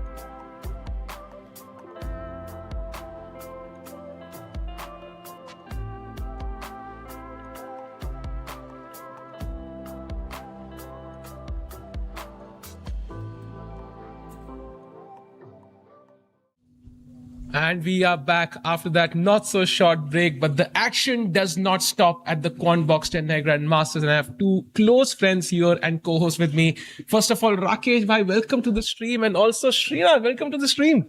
Let's go. Exciting day coming up. Day 3 on a beautiful Saturday here. And let's jump in to Gukesh's board because you and Sahaj were analyzing that. And it still feels, quite a difficult position, Shri.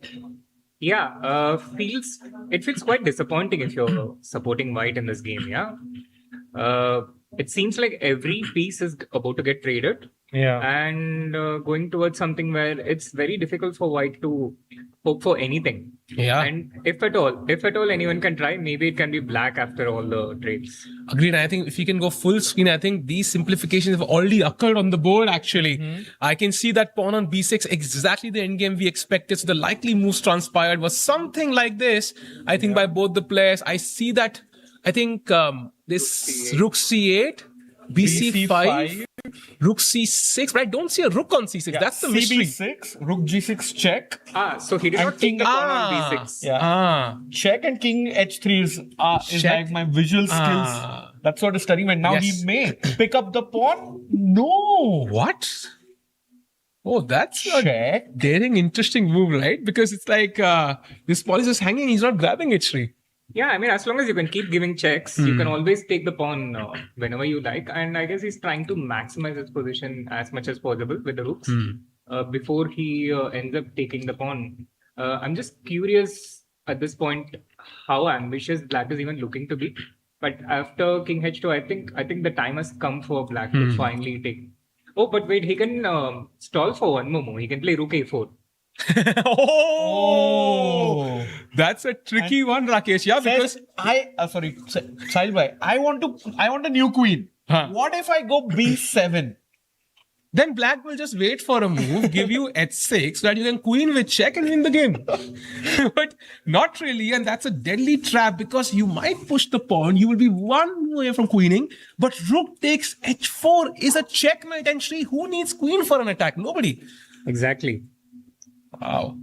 So Andrekin really making it tough, and right now he's sipping on coffee or something there. So this is the current position. King h2 has been played by the world champion.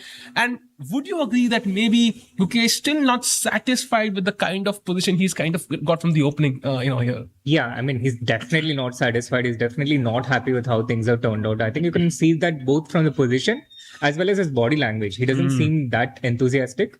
And for black, I'm just thinking he's probably trying to find the fastest, the most efficient way to close out the game, to make a draw. So he can go back and have more cups of coffee. Wow, cups of coffee. I think I can also have a couple there. But Rakesh, meanwhile, I think if this game ends in a draw, which is likely will, Gukesh will be maybe at the bottom of standings with 1 out of 3. So that's not the kind of dream start he would have hoped for on his home ground. And also, this is not a 9-round event, 7 rounds. That's almost half the event gone, yeah? Yeah, and plus it's with 2 white games. And with 7 rounds in total, the 4 whites and 3 blacks matter a lot.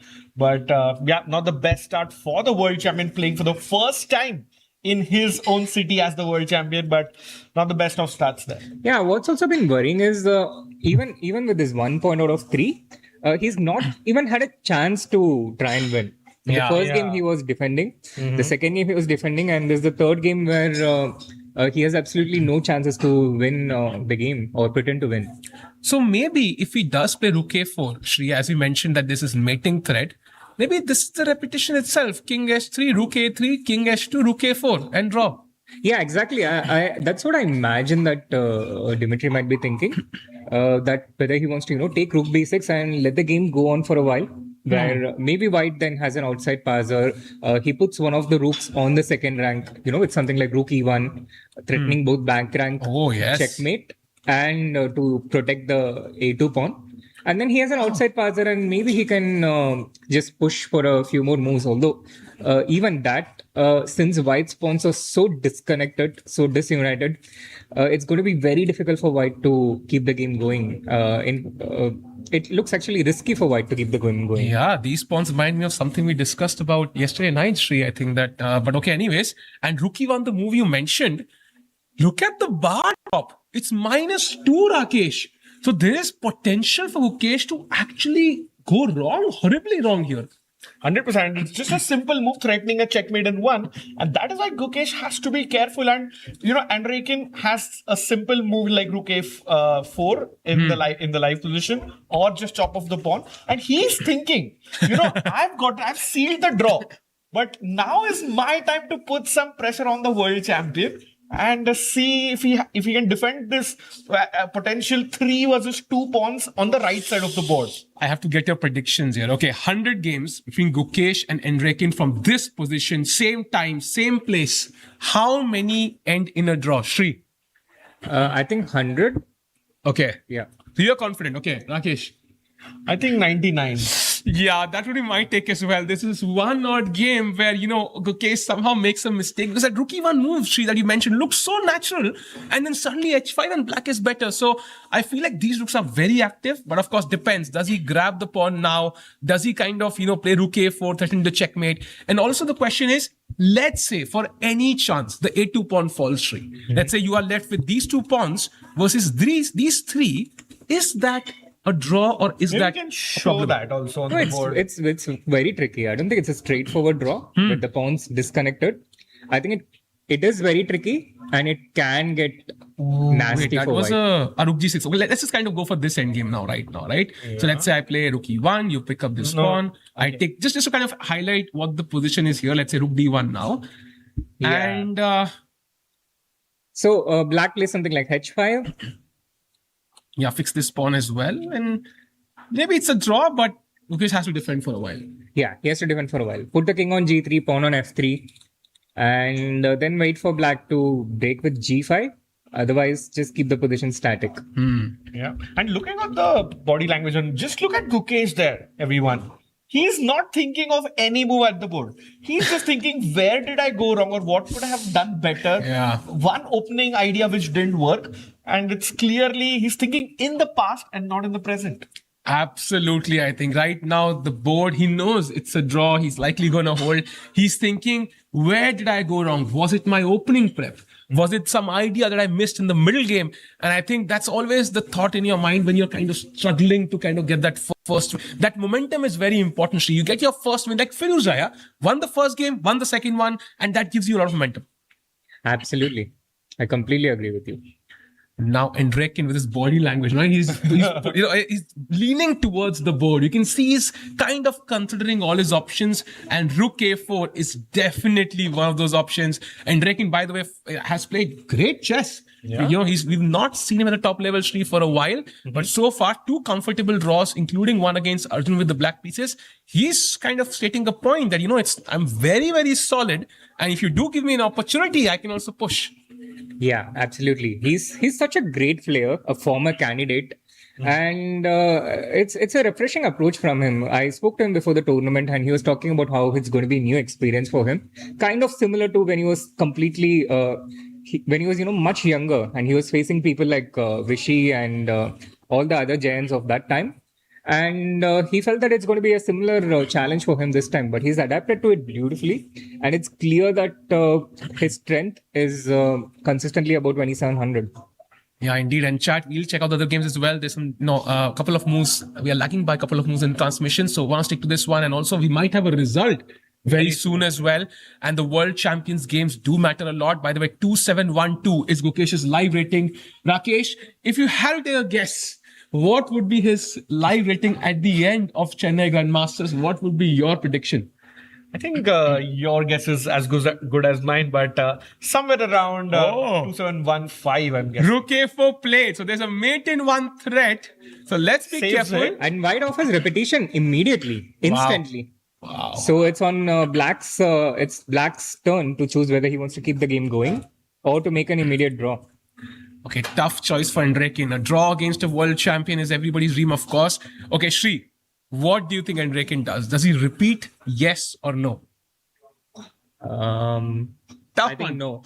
No, he plays on. Rakesh. I think, and he should play on. There's like 0% chance of black losing this one. So might as well go for it. I agree with you guys. I think his body language is not showing signs of, accepting the end of the game just yet. Yeah. Exactly. So Rook B6 would be the move. And as we discussed, if Rook to E1, you can see the bar take that dive, yeah, that plunge with pawn to H5, giving the king one square to, H7 to escape. And now the rooks come in with Rook B4 incoming, Rook B2 incoming. And it looks like white's pawns are, tasty and black is going to eat them all. He's going to munch on that. If you go back to that Rook E1 move side, this is a move, a hand move that kind of Ding made when he lost game 14 against Gukesh and the World Championship. So it's just a simple move. You think, okay, I'm threatening checkmate in one, I don't need to worry. And that's when disaster strikes. Absolutely. And these are the kind of moves you make when you lose objectivity, right? You try to win at any cost. You try to keep the game going. It's very clear that you cannot let two of black's rooks stay in the game. The two of them, when they come together, let's say they develop on the 4th rank like that, you're not going to be able to save or defend the pawn. So you need to absolutely try and trade at least one of those rooks. And I think that is the only move for white to be able to save the game if black takes rook into b6. Agreed. And Enrique having those, having that final think actually before he shows us his move, I think that pawn will be captured. And of course, Rakesh and Shri, we're going to have the Olympiad soon. Gukesh will be playing it, I think. You'll also be there, Shri, I think, at the Olympiad, right? Yeah, probably. Probably. It's good. Chad is asking Shri, what's India's board order? Okay, now you switch to the cameras, I think. So this cannot be revealed. But I wish I knew the board order.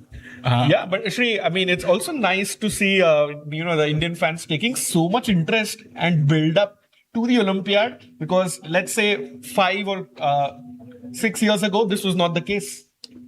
Absolutely. I think we've always been super excited about the Olympiad as a tournament, as a nation. But the number of people interested have kept getting bigger and bigger. Yeah. And I think there's more to look forward to, right? We have been absolutely smashing in the team tournament since 2020. We won a gold, we got a bronze, which was disappointing. We got another bronze in 2022, which was again disappointing, and a gold in 2024. So that's 2 golds and 2 bronzes in just the last 4 years. Yeah, that's true. And I think every player has contributed to that journey, right? I mean, everybody. We have Gukesh becoming the world champion, Arjun, India #1 consistently, also those medals at the World Rapid and Blades. We have Prague, who won Norway chess, and I'm missing out on 10 accomplishments there in the women's section as well. Divya winning the World Cup, Vaishali winning the candidates. Everybody has contributed to this journey in the last 2 to 4 years. Yeah, if you want to support a team that consistently wins, I think the Indian chess is a pretty good team to support. Yeah, I think our team has great unity, and that's why they won the Olympiad. And right now, King H3 is the move we are waiting for. Rakesh, I think still no hints by Enrique on what he's going to do. Is he going to repeat or no? No, but I think just the fact that he's thinking such a long time hints towards him continuing, because if he wants to make a draw, he can do it immediately. And then once you start thinking for such a long time, and then you start feeling like, what was the point of doing all that if I wanted to make a draw? So there is a sunk cost anyhow. Yeah, okay. He moved his hand, but still not has still not played. And we have, a couple of players here from that Olympiad team who are going to be playing at least. And more importantly, we also have India's chess coach, India's chess captain here. So big shout out, and I would like you if you could have a round of applause for Grandmaster Narayan Srinath here. Thank you so much. Shri, how was it being part of that team when they won a double gold last time? What was the atmosphere like in the camp? No, that was the dream actually, because you always have a little bit of anxiety, right? No matter how good a team is, no matter how good a player is, you always have a bit of anxiety. There is a bit of an uncertainty whether you will win or not. But that 2024 Budapest Olympiad was the one time where I could just go, chill, and be absolutely sure that we are going to be winning no matter what. It has never happened before or after. Yeah, and as Andreikin throws in another check, king to h2 will be played when Guki returns to the board. So does that mean he's accepting the draw? It seems so, yeah. He might take also, right? After king h2. He can repeat once, the Russian school of chess. As we He's know just it. gone to he refill his coffee, I think. That's a smart move as well. And Shri, I think I've heard this, right? So people often repeat the position once to basically let the opponent's guard down. That, okay, you have the draw, brother, you have it now. And that's when they kind of twist the game again. And then the opponent is suddenly forced to come back and start thinking.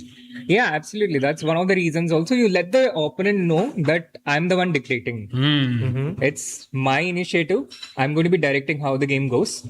And also, where there is 2 time controls after 40 moves, when you get an additional time, it also helps the winning side have more time. So there's a bit of a practical aspect to it as well. But most importantly, the psychological aspect. Chess is very psychological. It's 1 versus 1. And there's so much of a psychological component. And there's also a bit of a understanding on who is superior. An unspoken understanding during the game. And to establish that you're the stronger opponent, I think plays a major role in how the game goes. Because now suddenly your opponent is second guessing all their thoughts. Yeah. And everything you do seems larger. Every threat seems larger than what they are. Exactly. Threat is stronger than the execution. And Shri, I think we can see the beautiful playing hall there. Arjun catching up on his 10K steps. By the way, he walks a lot during games. Is that like a conscious decision? I'm going to, make sure, I get those 10K steps. Like, or is it just natural, comes natural to him? I think it is both a bit conscious and something a bit natural. I've seen Arjun consciously deciding not to walk during the games. And I remember it didn't work well for him. And walking also activates your brain, right? It helps. Like imagine you're stuck with something. And when you walk, it activates your brains and suddenly you find solutions to problems. So I think it helps a lot to do that when your opponent is thinking. And Rakesh, only in chess, you can have a chess game live, both the players not there. Imagine like a FIFA World Cup final, all the Argentina players and the Spain players not on the on the field. So I think only in chess you can have this scene and still kind of make sense of what's happening because we have the chessboard there. Exactly. It's something we saw in the World Chess Championship in 2021 when both players were away from the board for a long period of time. But yeah, I think this game is up to Enrique to decide. And chat here, we are not getting in the moves yet, so that's why we are sticking to this one. But maybe you want to do something that we did for this board, like manually try to predict with the cameras. We can try.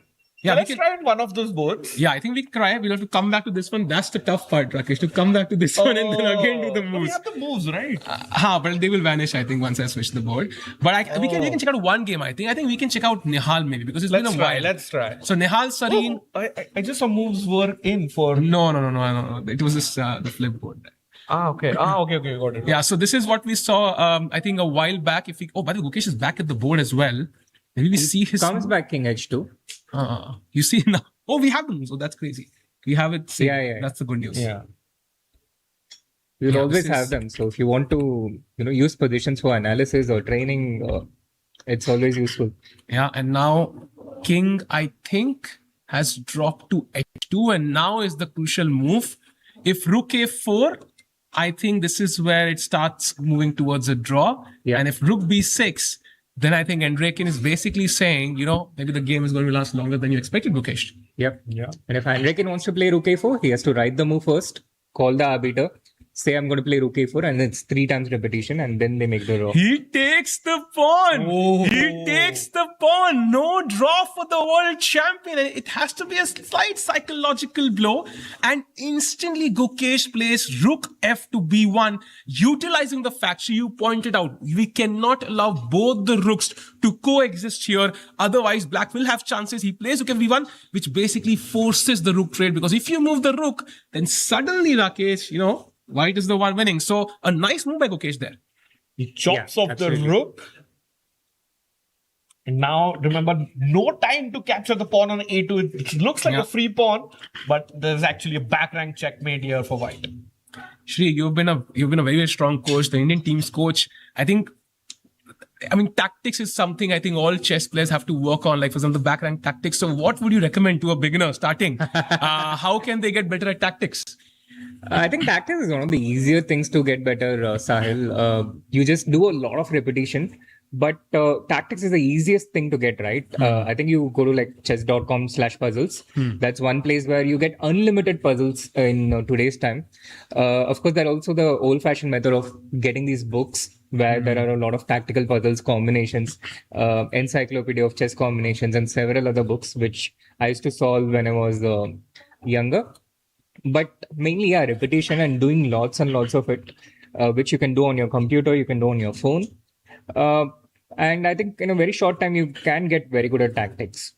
Yeah, that's a great point. And we have a comment in the chat. Free pawn, bro. And I agree with you, bro. It is a free pawn. And that's why Gukesh will save it with rook to b2. And Shri, I think this is a huge tournament in India.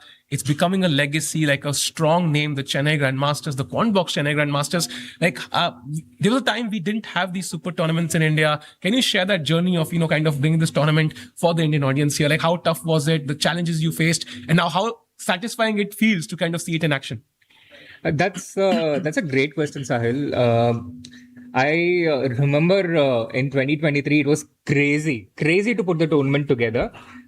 We had the first player arriving on December 10 or something like that. And we didn't have a venue ready until just 2 or 3 days. We didn't know where the tournament was going to happen. And in the end, we found a boardroom, which was... now the hall we have is, I think, 5 or 6 times bigger. And it's crazy how much the tournament has grown in the last 4 years. It's amazing. Indeed. Yeah. And I think, Sahil, let's try a different board because I can tell you the moves in case it's needed. So Nihal, let's go. Let's go with Nihal Sareen now. So this is where we left it. Move number 11, Rakesh. Take us through. All right. Move 11 is e4, d4. Yeah. Then knight d5, castle, c3, dc3, bc3, knight, bishop e6, knight f6 check, queen f6, bishop into a6. Very interesting. Oh, wow. Tactics.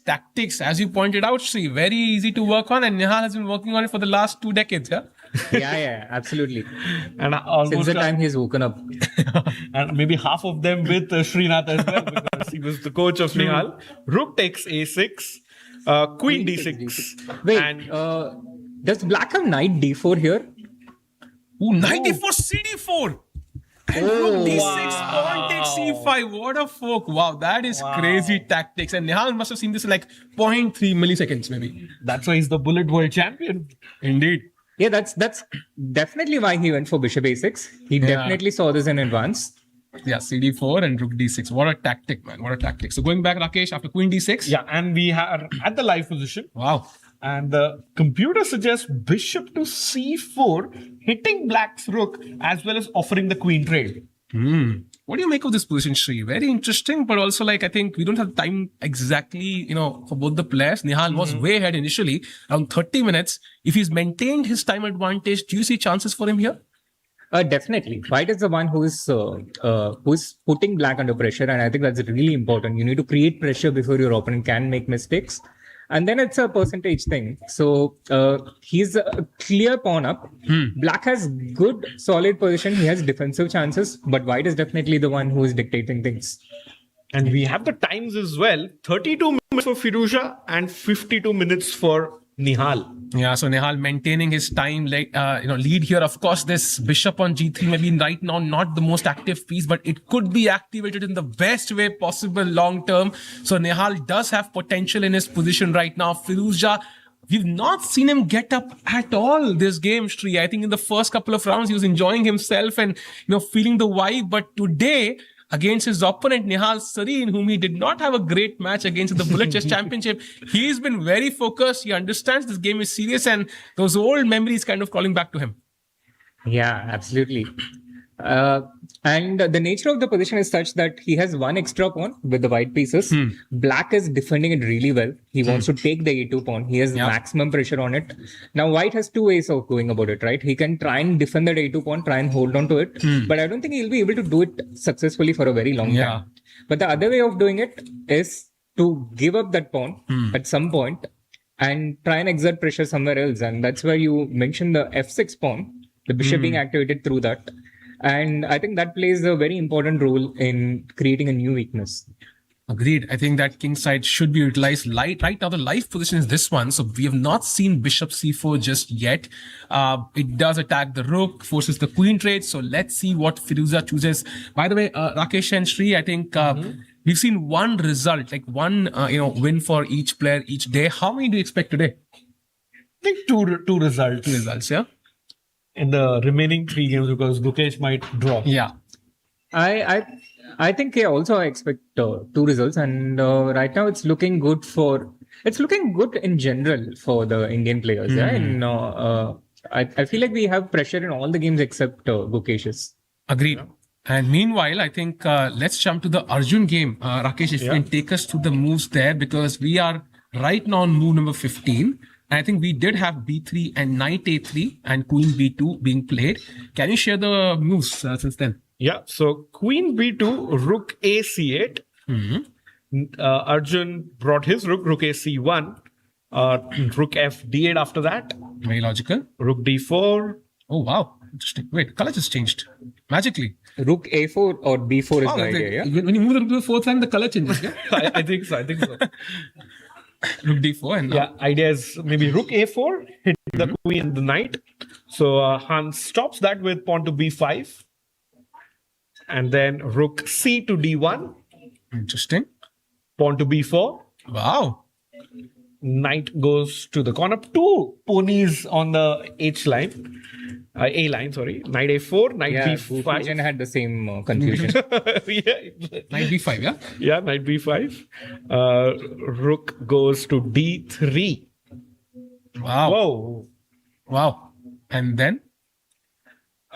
Yeah, that's the live. Wow, I think Arjun kind of spoiled his edge there, yeah, and Hans had some real chances, and now rook d3, maybe it's still very complicated, and Sri, maybe I still control the c5 square, knight c3 is not possible, so maybe Arjun, after that couple of, weird moves, again back in control.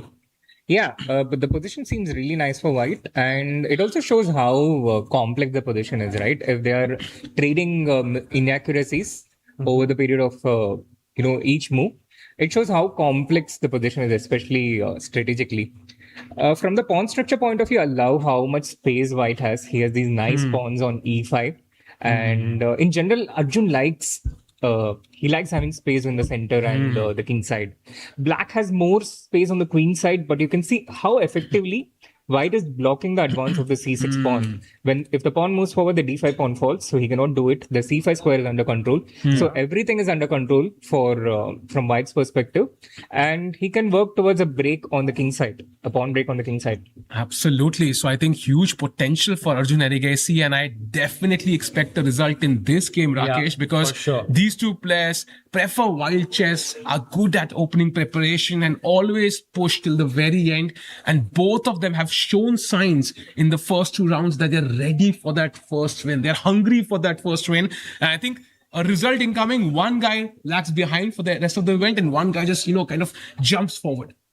Yeah, true. And, Hans Niemann was better in both of his games here in Chennai, but couldn't really convert. In fact, he was a piece up yesterday. So that game might be, nagging him a little bit. But here he has a chance against Arjun Erigasi. But Arjun will be definitely trying to play h3, maybe get the rook to the g line, maybe by king h2, rook g1. And that pawn break which Srinath was mentioning is definitely possible. And before I throw it over to you guys, the time update is Arjun has 48 minutes and Hans has 38 minutes. So we are leading in time also in all the games so far. Indeed. And I think this game is going to be very, very exciting indeed. So the final game, one more update, is the Pranesh game, Rakesh. And I think that was crazy because we had already seen an exchange sacrifice from Nodirbek, who's kind of really hungry for that win because he's not had the perfect opening in the first 2 rounds. Take us through what happened since move number 16. All right, let's come to moves. And before I share the moves, it's Srinath. Are you feeling like the Olympiad because all 4 Indians have white, and it's kind of like India versus the rest of the world? Yeah, absolutely. We had all 4 Indians playing black yesterday. Yeah. And I thought we did okay. 3 draws out of 4 blacks. And in Olympiad, you get only 2 blacks. Correct. And Alireza is not playing in the Olympiad. Oh, wow. So That's- let's jump in. So queen d4 played. Yeah. Abdu captures the queen in the center. Oh, wow, he takes the queen, yeah? Yeah. Very interesting. So queen trade, not the first thing that came to mind, and now rook takes. Yep. Rook takes. And bishop to e2. And Shri, guess the move. E5. Yes, let's go. Wow. Now, if you hadn't told me to guess the move, I wouldn't have guessed it. Exactly. Oh, I'm a bit surprised by the queen trade because there were certain variations we're looking at. For example, And I queen think a6, yeah? We And have the moves as well. Like I don't see them just Can yet. we- Maybe I'll because- refresh. it's come over here. Yeah, maybe, okay, it's now, the link is broken, but we'll have them soon. Maybe we can go full screen since then, till then. And Yeah. Pranesh, of course, this is a crucial game for Pranesh. And Shri, he won the challengers last time. He's a huge talent, upcoming talent as well, and could be playing the next Olympiad for India. Who knows? Yeah, absolutely, Sahil. And I love the attitude he's shown so far. He's coming to fight. He's coming to create chances every game. He had the black pieces against Dimitri, so there's not much he could do there. But with white, he's been fighting so far in every game. And today also, he's created a very complex position. And I love the fact that someone like Pranav earlier, Karthikeyan and Murli, all of these players are 26-60 right now. And all of them got a chance to play against world-class opposition in this tournament. Agreed, and he's playing Nodirbek Abdusattarov. I mean, that guy has won every event almost he's played this year. He's in epic form, has climbed to the world top 5 as well. And I think, Shri, again, coming back to Olympiad, I think the Uzbek team is a huge, I would say contender for that gold medal, yeah? Absolutely. But they've always been a contender. I think they've always been a super strong team. This year they'll be bolstered by the momentum that their top two carries, Javkir Sindaro and Nodirbek Abdusattarov. But they still have only 2700s in their team.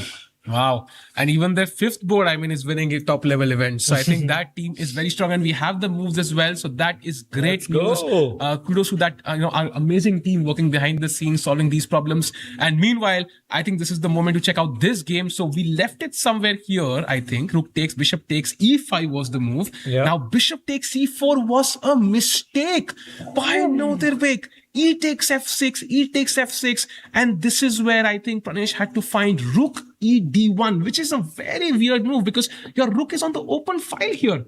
But okay, he doesn't find it, and now I think we have a few more moves. Yeah. Wow. Rookie, that's a big miss, Shri. What do you think?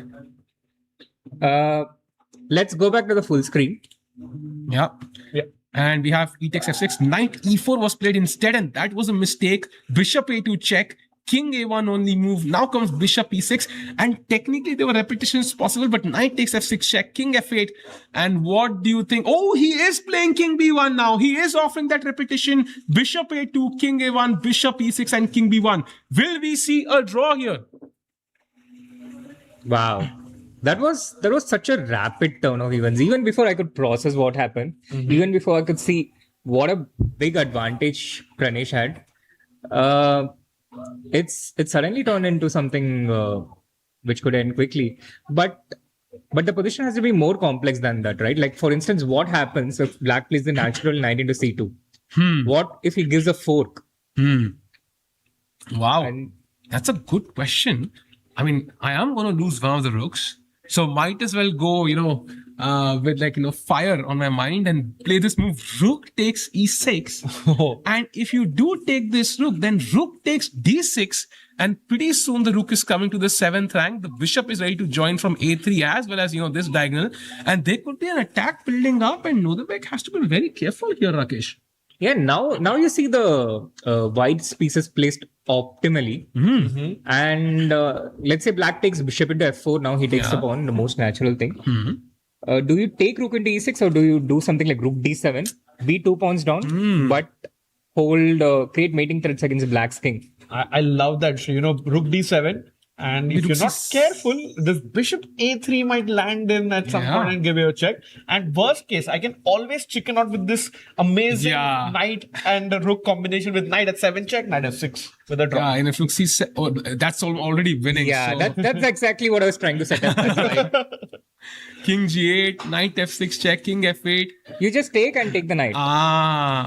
Yeah. Wow. I forgot of the hanging knight on C2. So, yeah, black has to be careful. So, Pranesh offered that repetition. Maybe Nodabek decides, you know what? I don't want to play knight takes C2 and see this variation. Let me repeat. I've not had the perfect game so far. I have been struggling. So, let's just kind of take the draw and go home. Yeah, but he has a lot to consider. He has a lot to think about. And knight into c2 is, I think, definitely one of the moves he has to think about.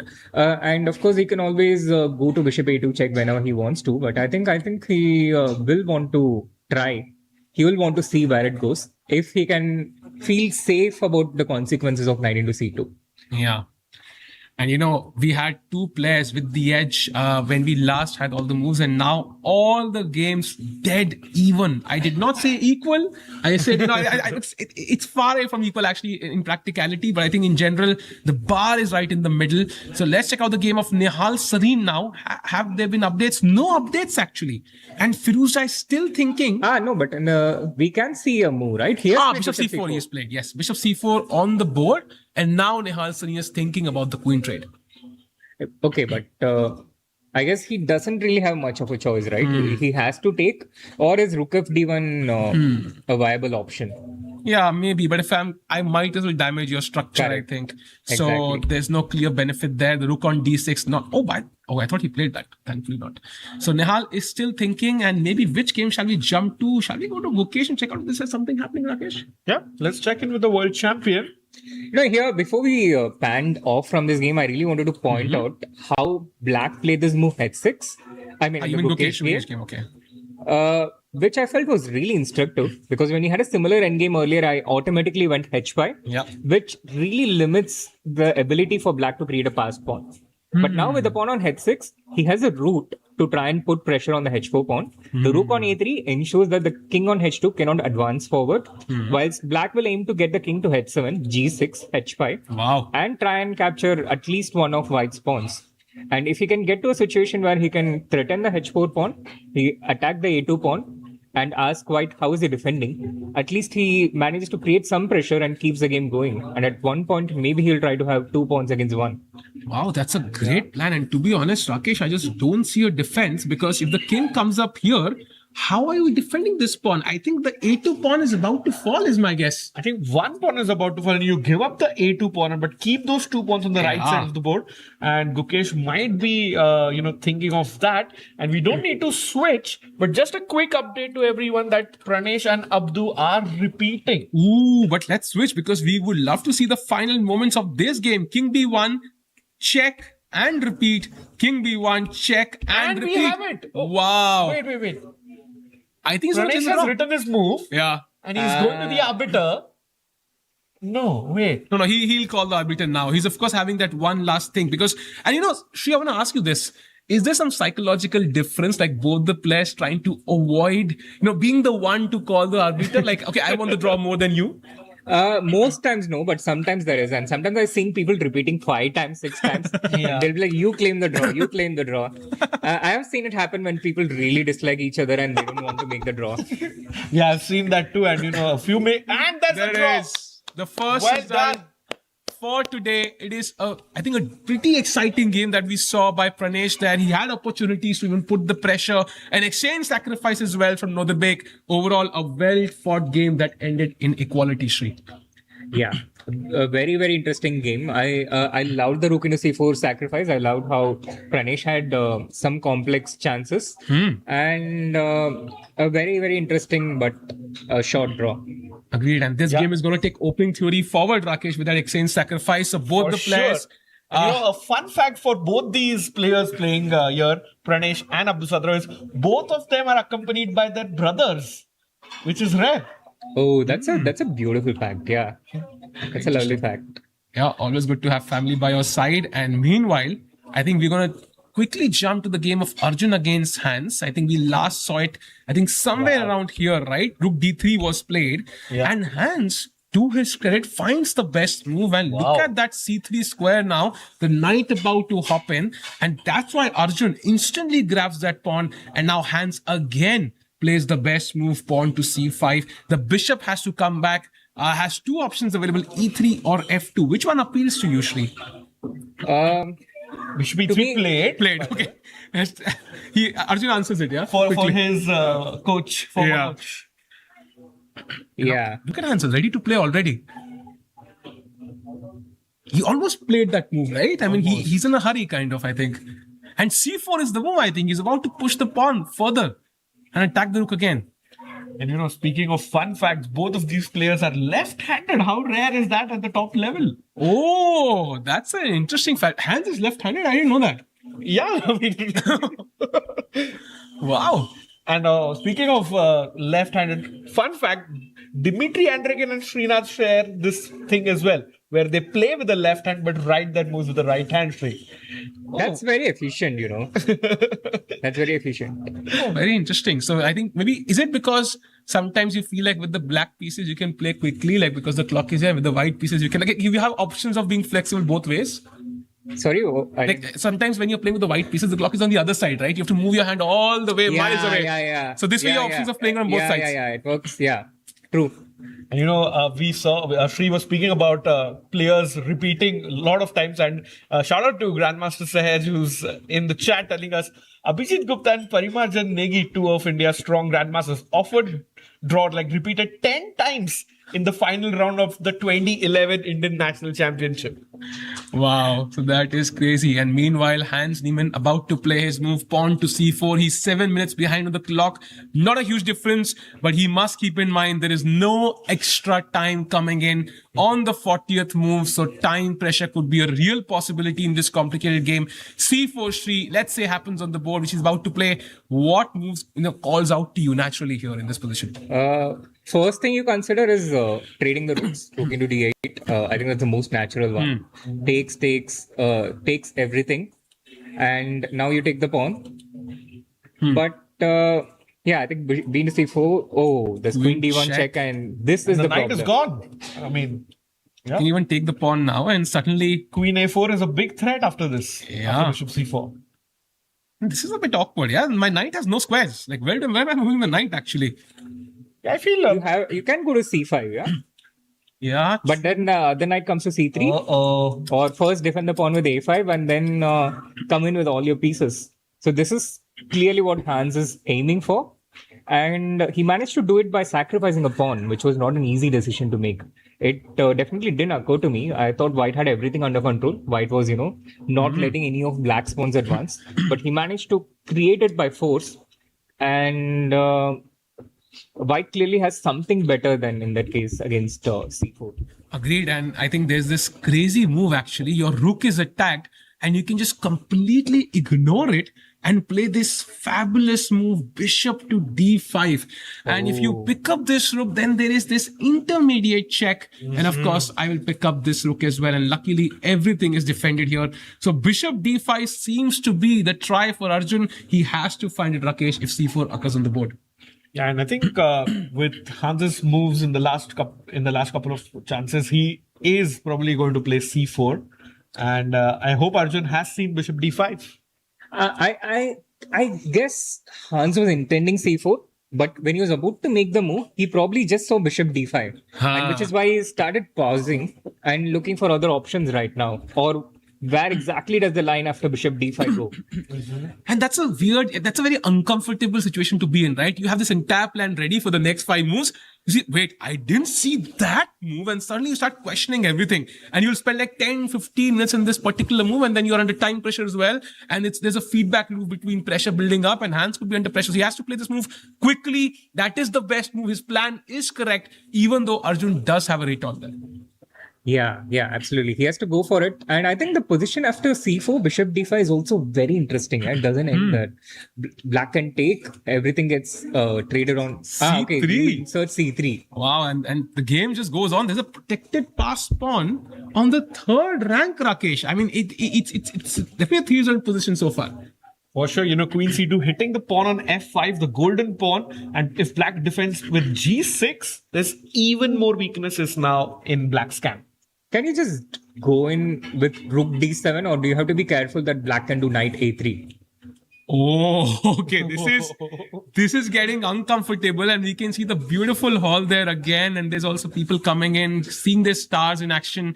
Shri, I mean, I think you've been part of the chess ecosystem for years, but I think when you've not experienced an over-the-board event, it's surreal to enter the hall, feel the pin drop silence. Like you could drop a pin on the carpet and you could hear it. Like there's no noise in the hall unless player coughs or moves the chair. Yeah, it's surreal to be inside a chess tournament. Absolutely, it's a very meditative, calming experience. You have absolutely no distractions, no devices, and you can when you see them in person, I think it's a different feel. It's actually one of the things I love about the Olympiad. That I can spectate from up close and I have absolutely no distractions. Agreed. And we saw that move knight a3 incoming, and hence Arjun's best move is actually bishop to c1. That very weird idea, but it just works like a charm because now the knight is also pinned, and of course you control this crucial square, and Arjun is slightly better objectively, but it's far from over with that c3 pawn there, Shri. Absolutely. I completely agree with you. The position continues to be complex. Arjun is a little bit better, but there's a lot for both players to play for. Talking about the position though, what opening did this come from, Sahil? How did White get such a beautiful position? Yeah, I mean, it was a very normal structure. You fell for it. I know what Srinath is going to do, but let's go. Anyway. It seems like the Catalan opening, yeah? Yeah.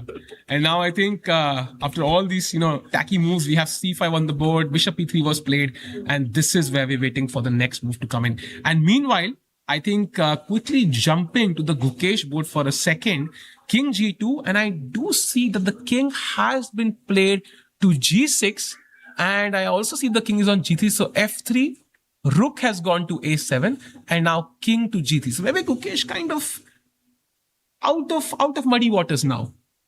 I think so. I think the worst has passed for Guki. Yeah, no. Here I was completely confident that he would draw 100 out of 100 times. Only if he tried to be, ambitious. That was the only way I think he could lose. Otherwise, this position, even without the pawn on a2, I think Gukesh could hold comfortably. But Black will, of course, keep trying for a while. Yeah. And we have a lovely audience today. And shout out to Pranesh's brother. In fact, rated almost 2300. He's giving a simul right now. Wow. So also a FIDE master. But apart from that, a lovely chance for the audience here to win a giveaway from the Chennai Grandmasters team here. So let's hop on to Nihal Sareen's game, and everyone, let's have your attention because here's a chance to take home some merch, some cool gift from the Chennai Grandmasters team. So Rook AB1 played. And shout out to Grandmaster Sehed for finding that insane tactic here. So here, Rook takes B7 is threatened. But let's say Ali Reza wants to be creative in his defense. And he plays Rook to B8. Rook to B8. Rook to D8. D8, yeah. So saying you can't capture the pawn because your rook hangs. So you have to capture the rook. Yes, and when now knight defends the pawn, right? Exactly. And now, if someone can come up with a tactic after bishop h4, hitting the pawn on f6. I can save this pawn, no? King g7. Exactly. And now, to everyone in the audience, white to play and win. Yeah. Yes. And there we go. Knight e5 is indeed the right answer. And who's the one who answered it first? It's Sai, yeah? Sai. So congrats, Sai. Our team will get in touch with you about the prize. And yes, so this just shows that Ali Reza can't, just chill. He has to be on his toes. By the way, that was a great tactic. But at the end, look at Firuzja. He does not play Rook D8. He saw all of this and he was worried. So he plays Knight A5 instead, which unfortunately for him is a worse move. And now after Rook D6 or Bishop H4, Nihal Sareen is slightly better and is at least putting real pressure on Firuzja, who has 16 minutes on the clock compared to 46 minutes for Nihal. I mean, we can see why he's the bullet chess champion. Definitely. And what happens after Rook D6, Bishop E6 if Black defends that way? Yeah, Bishop E6, Bishop H4 anyway. So I am like going full in after that pawn. And if King G7 again to defend, then apparently Knight to D2 is the move. You just kind of prevent Knight C4 for now. This Knight will come to F5. It's still very strategic. There's no clear plan, Rakesh. But maybe White's pieces are just objectively better. Yeah, there's no clear plan for Black either. And I'd love to activate my rooks, maybe something like Rook F1, F4, if I can get in and hitting that weak doubled pawns on the F line for Black. So, yeah, I think definitely some possibilities here for Nihal, and I think they just want both these players want to get as low on time and then play bullet chess. And Yeah, we saw Alireza do that against Gukesh yesterday. Yeah. yeah, exactly. yeah, we have a comment, a funny comment in the chat. Somebody said, waiting for the players to eventually realize that, oh no, there's no bonus time incoming, and then start moving quickly. I think totally can relate to that one. I think Nihal, by the way, still calculating. And speaking of no bonus time and the surprise, Shri, there was an incident in the first round, a funny one. So can you share that with us? You mean when one of the players was not sure about the Yeah. Yeah, I think it was Hans. I think he thought there was a 30-minute increment after move 40, but of course there wasn't. And good thing for Hans that he did not rely on it to run his time to 0, because that's what typically happens. You run your time to 0 and 30 minutes gets added after 40 moves. But luckily it did not happen for him. Wow, that would have been a sad loss. I think Which is why I think it's important for players to read the regulations and know the time control at least. Yeah. And the starting time. Read the players' meeting as well, Read the rule book. Shout out to Vidrati. I think for sure that's very important, I think, before you play an event. And meanwhile, I think jumping to the game of Arjun Erigasi again, because Hans Niemann, we're talking about Hans Niemann here. He's still thinking 23 minutes. That's exactly what we expected, Sri, right? You mentioned Hans might have missed Bishop D5. You are in a sudden shock. Oh my God, I missed an obvious idea from my opponent. And then you go into a deep think and suddenly you're struggling on the clock. Yeah, absolutely. That's the very well summed up, Sahil. Yeah. So he took a long thing to play D4. And now he's taking another long thing.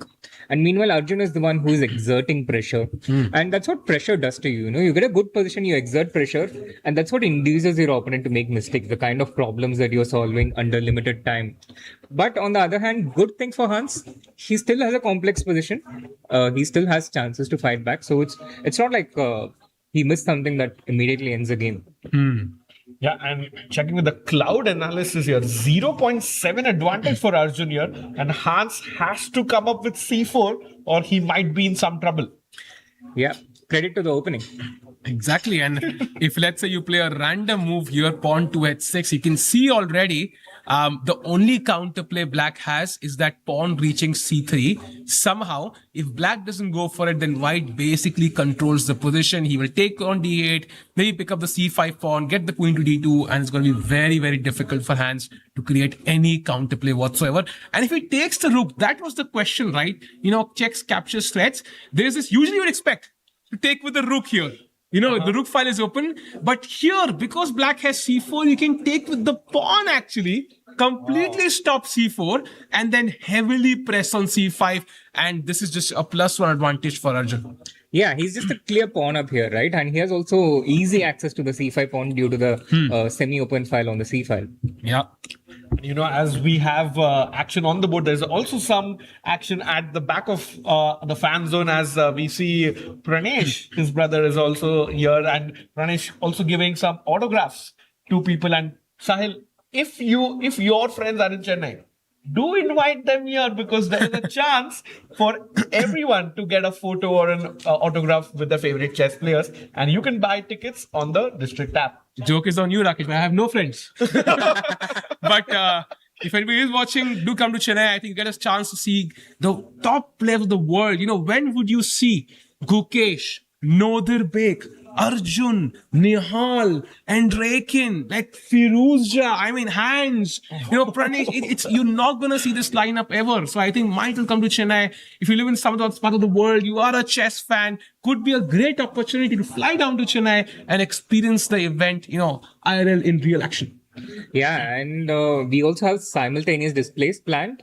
So you also get a chance to play against I would definitely be playing in one of the simultaneous, and probably Rakesh and some of the others as well. So if Gukesh is giving a simul or Arjun, or maybe then you go, maybe I will be also going for the simul. So commentary, maybe somebody else can handle for that segment. But meanwhile, less than 20 minutes now for Hans Niemann, double the time for Arjun Erigasi. You see, Arjun senses this. He comes and takes a seat. He senses Nihal, he's played a move. He's played C4, yeah? He's played it, yeah. He's played C4. Finally. So Bishop E3, C4 played, and now the question is, does Arjun find Bishop D5? I 100%. think he has to. He has no other option. He's drinking water, actually. He's like, okay, I've seen that move. Yeah, I can chill, relax, take a minute, and then quickly put that bishop on d5. Because as we discussed, if he doesn't, he's just worse. Yeah, absolutely. He has to do it. And if he doesn't, he gets worse. And we were talking about decisive results today. Where are they coming from? Pranesh drew up the Sadarov. Gukesh will likely hold Andrekin. So this is my prediction, hands down prediction, that this game will be a decisive. Let's go. What a move. Come on. And somebody chat said, nobody will let you give a Simon Tikku bhai. I'm not giving one. I'm being part of the players who play the strong players. So I think that's the fun there, to get to play Arjun or any of these strong players would be amazing. And meanwhile, bishop d5 on the board.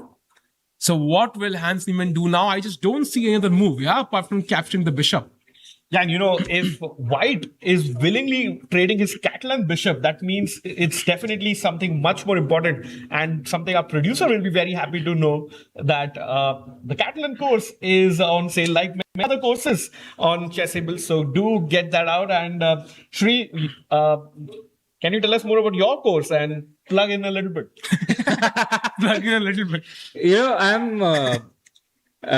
It's not just the Catalan, but I was, pretty thrilled when I came to commentary that the positions where we had advantage on both the games was Catalan and London. Wow. Yeah. Wow. Which are the first two courses that I had done in my life. And I think both Sahil and Sahaj will also be pretty thrilled about Nihal's position. Yeah. I think it's nice to see, the openings which you understand, see on the board. The top players also trust it. And Shri, just going wild here, okay? Okay, we should have a zoom. Can I play King F7 here? Just kind of King F7 takes. I don't care, brother. You can't get to my This king is like here. the goalkeeper running past the circle. Arsenal middle line. Yeah, Manuel Neuer from Germany used to do that. It's very risky, and he was punished. So I don't think Hans is thinking about this. Agreed. But then what is he thinking about, right? Because if you are thinking, then you need to have choices. What's his choice other than taking on d5? Now, he can take on d5 in two different ways. He can capture the rook or the bishop. So maybe that's one thing that he's considering. And now play c3, queen c2. And I was thinking about knight a3 here. But there is queen into f5, I think, or even queen d3. Oh, queen d3. And there are, queen attacked. And if you play c2, the bishop is doing a great job of controlling that square. And the black queen is, out of moves. Where can you play the queen, actually? There is no square. Exactly. c7 is the only GG's. square. And that loses a piece after rook d7. Yeah, and the reason why Hans Niemann is thinking here is, Sahil, if you can refresh the board, bishop d5 is a brilliancy by Arjun Egaisi. Wow. The only move in the position. Now the time for Hans is ticking down. And let's see. I think there's some errors there, but we'll fix that soon. Wow. But that's a great sign. Arjun creating chances every game. He had great chances against Nordebek yesterday. Yeah. Now he has excellent chances against Hans. And that's how you convert, right? You cannot possibly convert 100% of the chances you get because the opponent is a great defender. But the more and more pressure you create, eventually some of those goals land. Exactly. And I think we saw that pressure build up, like the Argentina semi-final. Like they kept hitting the goal. It didn't work out instantly. But then suddenly in the last 5 minutes, something changes. So, and we are going to have 5 minutes for Hans pretty soon. Let's see how he plays in the end zone, Rakesh. Yeah, Hans thinking how to recapture. He's got to take on d5. There's no other move that he can play. But he's thinking on what's the best way to do it. And Hans having 17 minutes. Okay, predictions now. The result for this game, win for Arjun, win for Hans, or a draw? Rakesh? Win for Arjun. Shri? Win for Arjun. Wow, so Arjun is the, commentator's favorite there. Let us know your predictions, chat, because right now, bishop d5, a brilliancy on the board. The position is in Arjun's favor. The clock is in Arjun's favor. He looks confident. Hans Niemann kind of feeling the pressure. If everything goes smoothly, Arjun could have his first win. A win that's been pending for a while in this event. And finally, the board has caught up, and you see the beautiful double exclamation mark and a blue move. See, it feels like whenever I see a brilliance, it kind of brings that wow factor. And it's like, Goku turning Super Saiyan for the first time. Wow. I didn't know this was possible. Yeah, we unlocked a new level there. Yeah, you feel brilliant. Yeah. And it feels really good when you land moves like this. And Arjun, how quickly he found it. You can see that, yeah. When he's walking around, you can see where his mind is. He's not thinking about who's going to win the final. He's thinking about what move his opponent is going to make, and what is his response to that. Anticipation. Agreed. And I wonder if how fast Arjun moves tells us the evaluation as well. Like, if he's moving fast, he's much better. He's moving little fast and maybe slightly better. But anyways, right now, I think 15 minutes for Hans Niemann. This is getting really serious now. I wonder what he's thinking, Rakesh, because he doesn't have an option. He needs to play quickly. Otherwise, he will have to play on increment for a long duration. And that's going to induce blunders. Yeah, and he's only 15 minutes, and like we said earlier, no additional time after 40 moves. So he has to play on the increment. So, I mean, if I were a Hans fan, I would start to worry right here. Yeah, exactly. And as Hans Niemann thinks, maybe this is the perfect moment to switch boards just to look at the Nihal Saring game. Wow, we have a bunch of moves. Let's kind of catch up. I think we left it around this bishop c4 move. Nihal did exchange, played rook d1, and black played actually rook a2, rook b1, and now knight a5 we saw. Yeah. And Nihal did not play bishop h4. He did not play rook d6. He played knight to h2. So he's kind of getting up for a triple attack now here, Rakesh. Yeah, and I think Ali Reza played something. It might be 3, if I can see it correctly. Oh. Okay, physically kind of stopping the rook's path towards the b7 pawn. And I guess he wants to go knight c5, attack the e4 pawn, and defend the b7 pawn as well. Very nice move indeed. I think knight on c5 looks great. But you can always play f3 to defend the pawn. Not a biggie for white here. Maybe knight g4 now, Shri, I think attacking the f6 pawn. Knight g4 is very tempting. I would immediately try to make knight g4 work and then play the bishop to h4 if you defend with king g7. I don't know. I think rook a6 is the only move. Yes, rook a6. Can I start with rook d6 or no? Like the idea is, okay, I play this first, and if you play rook a6, I take and then play bishop h4. Is that possible? Makes sense. Makes complete sense. There's knight d2 apparently. So this is the idea behind knight b3. Ooh, that's a tricky one actually. Okay, some counterplay there for Firuzja. So If I defend with rook e1, then you go bishop e6, yeah? yeah, so let's say I defend the pawn with rook e1. Oh, bishop e6 is definitely an option. There's also bishop e2 apparently. Oh my God. which is my God, funny. Because if you pick this up, there is rook a1 check, king h2, knight f1 check, king g1. Oh my God, this is hilarious. Yeah, and you pick up the rook as well. It's the whole crazy. family. Wow. It's crazy. I guess this is definitely not happening. Yeah, no chance. I think Nihal, even if he, kind of shows 10% of his pickleball skills, this will never happen. But yeah, that position, I'm still not sure how black defends after bishop h4 in the end. It's clear that white is going all in on the f6 pawn. He'll try all different permutations and combinations. No. Start with rook d6, Yes. bishop e6, and now bishop h4. So bishop e6 first, there's bishop h4. So knight d2, rook e6, rook There's e1. rook e6 actually. Rook e6, and rook e6. Yeah, right. simply, So you have to play first knight d2, I think. That's the only way, right? So knight d2, rook e1, and now bishop e6 maybe. And now bishop h4. Oh, that's a good question. How are you defending this? It's not easy, right? It's not easy. It's not easy to calculate. And look at the time for Firuzja. 10 minutes versus 38 minutes. That is a ridiculous time difference for classical chess. Firuzja, who's supposed to be the fastest in the world, is not so fast today, Sri. Well, he's no longer the fastest in the world, right? True. I also have a different idea here. Let's go back to knight b3 because that's a live position on the board, and maybe the moves will come in a little bit late sooner. Knight g4, king g7. I don't want your knight entering, so I'll go bishop h4. Force your rook to go back with rook a6. And now I play knight e3. And being the pickleball player, just putting the ball in Ali Reza's court. Yeah, making run from one end to another. Like you were running last night when you were playing with Nihal. Wow, also another plan. So there's a lot for future to think about. Bishop e6. I can already play knight d5. And you're threatening to capture on f6. If you do take, then he takes d5. And this is where the game starts getting more imbalanced and more tricky. And that's where the 9 minutes on the clock might just not be enough for Alireza Firouzja, who's, by the way, not even looking at the board right now. He's looking. Yeah, I think because it's Nihal's move, Yeah. and it is like he has 13 minutes. The clock is just going down because. And Nihal has a choice between starting with knight g4 or rook d6, and both the moves look promising, which is why. Oh, he goes for it. He goes for knight g4. Go. And he moved it in style. Yeah, the knight had a little jump in his step. Yeah, I love that move. And now what does Firouzja do? I think king g7 is an automatic one, right? And wait, sorry to cut this, but Arjun Enriquez is completely winning. Wait, what? France with a big blunder. Wow, let's go back. What just happened? So we were here. He took on d5, right? I think that's okay. I don't have the moves, but I'll refresh very So quickly. bishop d5, rook d5, and he Yeah. played knight a3. Wow. Knight a3. The queen is hanging just like that. What? But you Free can't, queen. What?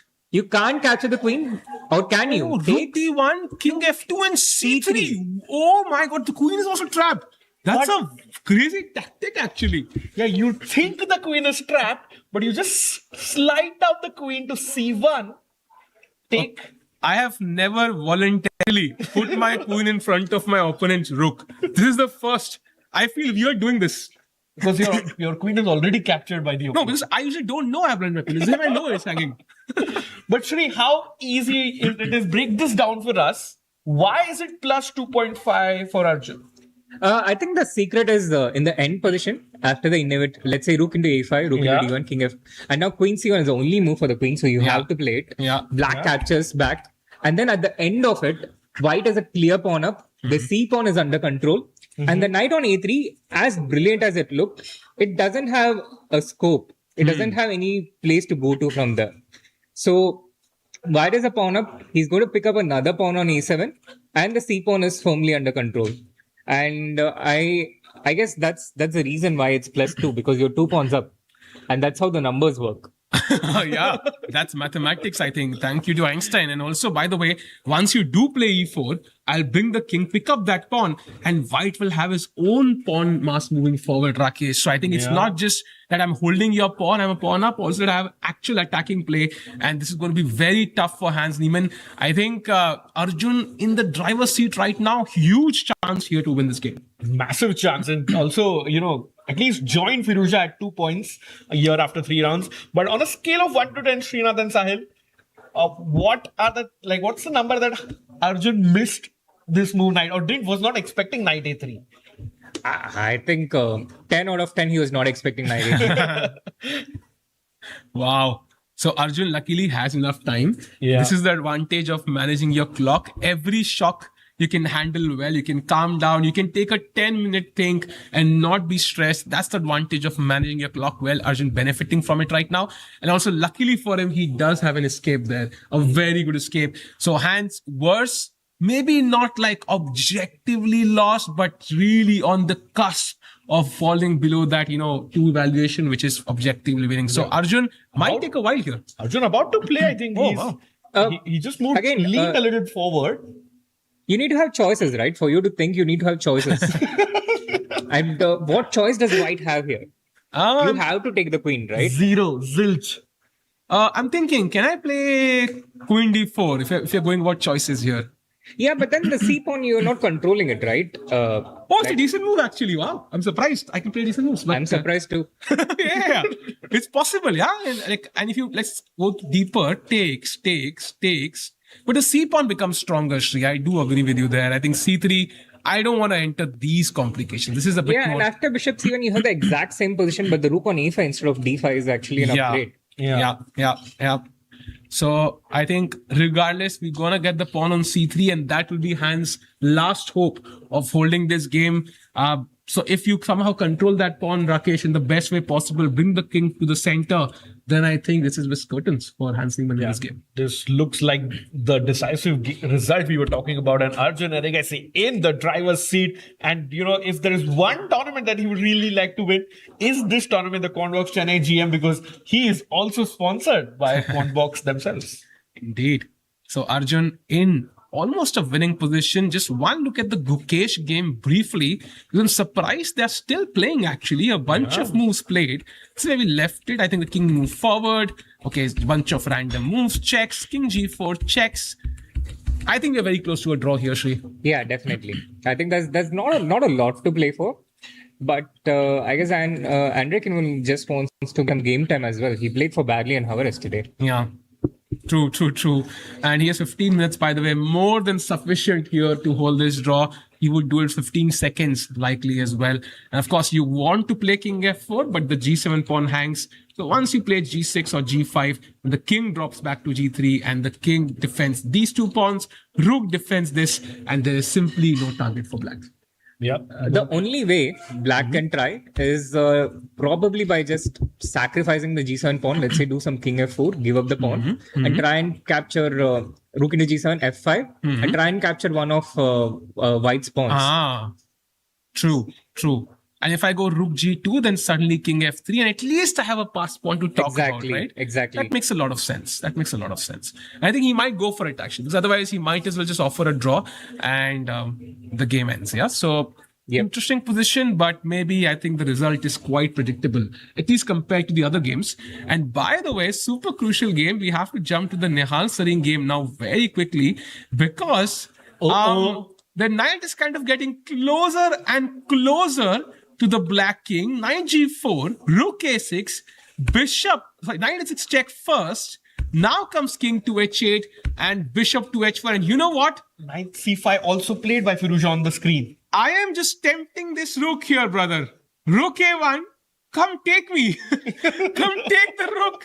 Because bishop f6 is checkmate, Rakesh. Beautiful. And I don't know how to do the bishop knight checkmate. Kidding, but this is a checkmate I would love to do with the bishop and knight. Absolutely. Look at that body posture from Nihal. He's like, okay, nothing's happening. I have no threats. Please move your rook. Okay, how do you tempt the rook? Come on, we need a way to bait the rook here. Rook a1 feels like the most obvious one for me. Yeah. Just offer the trade and say, okay, brother, let's trade rooks. And if you do take it, that's game over. Yeah. Yeah, the only snag is the e4 pawn is hanging, and that defends the f6 pawn as well. If it didn't defend the f6 pawn, then this would be very viable. But after f3, there's knight g5, and that's the most unfortunate thing.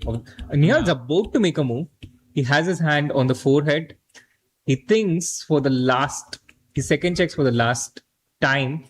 Actually, the best move is f3. And he makes it. Wow, done. Let's go. And now the same tactic does not work because there is no knight takes e4. So Firouzja has to be on guard here. King g7 is the best move possible. Just defending that pawn physically and not risking these checkmates. Yeah, if you don't do that, white will play rook a1. Yeah, and white will checkmate you for real. Exactly. Let's say you were to play a random move. I'm thinking of a random move. I don't know, rook c8. You can see it's game over. It's already game over. +3 for Nihal Sareen. So I think has to be very careful here. Firouzja has 12 minutes on the clock. So curious, what's the tactic after rook c8? So rook c8, and now you have to play knight to f5 apparently. And there's knight d6 incoming, rook d6 also incoming, and of course the king, if it comes here, there's knight e7 fork as well. So this looks tactically like a nightmare for black. Yeah, it looks tactically like a nightmare, and that's because of the bad pawn structure. So strategical weaknesses, strategically bad things lead to bad tactics for you. Yeah.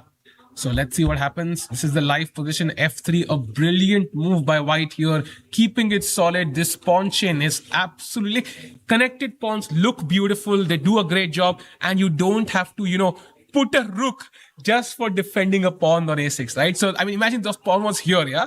The game is already over by now. Yeah. So, yeah, the pawn structure really matters. Yep, absolutely. And there's real pressure, Sal. There's time pressure and there is position pressure. So, these are things the 0.2 evaluation doesn't quite tell you, right? It doesn't tell you that there's only one move here which keeps the game alive as black, and it doesn't tell you how difficult that move is. But we can tell you that it is very tricky for black here. It's not easy, and there are some very real winning chances for white. Agreed. Future has a little glance at the clock, by the way. You can sense that the pressure is kind of crawling up to him now, and he's still not played the move. King G7 is what we are waiting for. That's the move we are anticipating. But any other move that comes to mind, Rakesh?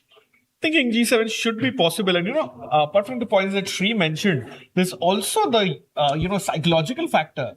Both Nihal and Ali Reza have played more than 5,000 games just against each other. At online chess, and just recently, as soon as last month, Ali Reza lost the Bullet Chess Championship title. He was a 2-time champion, and he lost to Nihal, and by a 15-0 adoption as well in between. So that has to play on his mind somewhere. Yeah, they've been childhood rivals as far as I know, and I think they were the best players in their age group, all the way back to World Under 10. And they continue to be rivals at the highest stage. Yeah, I think both the players absolutely brutal, as the clock drips down. So let's see what happens here. 10 minutes for Firuzja now. Once you fall below the 10-minute mark, I think your hand starts shaking sometimes in classical chess. The stakes are higher, right? Over the board chess. Your rating goes down, so let's see what happens now. Yeah, and over the board also you see how confident your opponent is feeling, and that also has an effect on how you're feeling. Online, when you're playing and you don't see your opponent, I think that makes a massive difference. You don't feel the confidence of your opponent, and I think you feel a lot less anxious, a lot less nervous. You only see the board and the time. But when you play over the board, in the person sitting in front of you, the mood, the body language, all of it plays a major role in how you feel as well. Agreed. And 9 minutes now. So I think let's do a roundup before we take our second break and the final break for today. So game by game, first of all, we have one result, that is Pranesh versus Noderbek, that ended in a draw. An exciting game nonetheless. Next, we have Gukesh versus Endrakin. By the way, where we have a move from Endrakin, he did not really take that risk, Shri. He's comfortable with the draw now. G5 was played. Gukesh, of course, happy to exchange that isolated pawn there. And now King G3, Rook A3 played. I mean, with the threat of G4, but I mean, it's not really a threat. I can just play B2. Yeah, Rook B2. And if you do play G4, then suddenly check.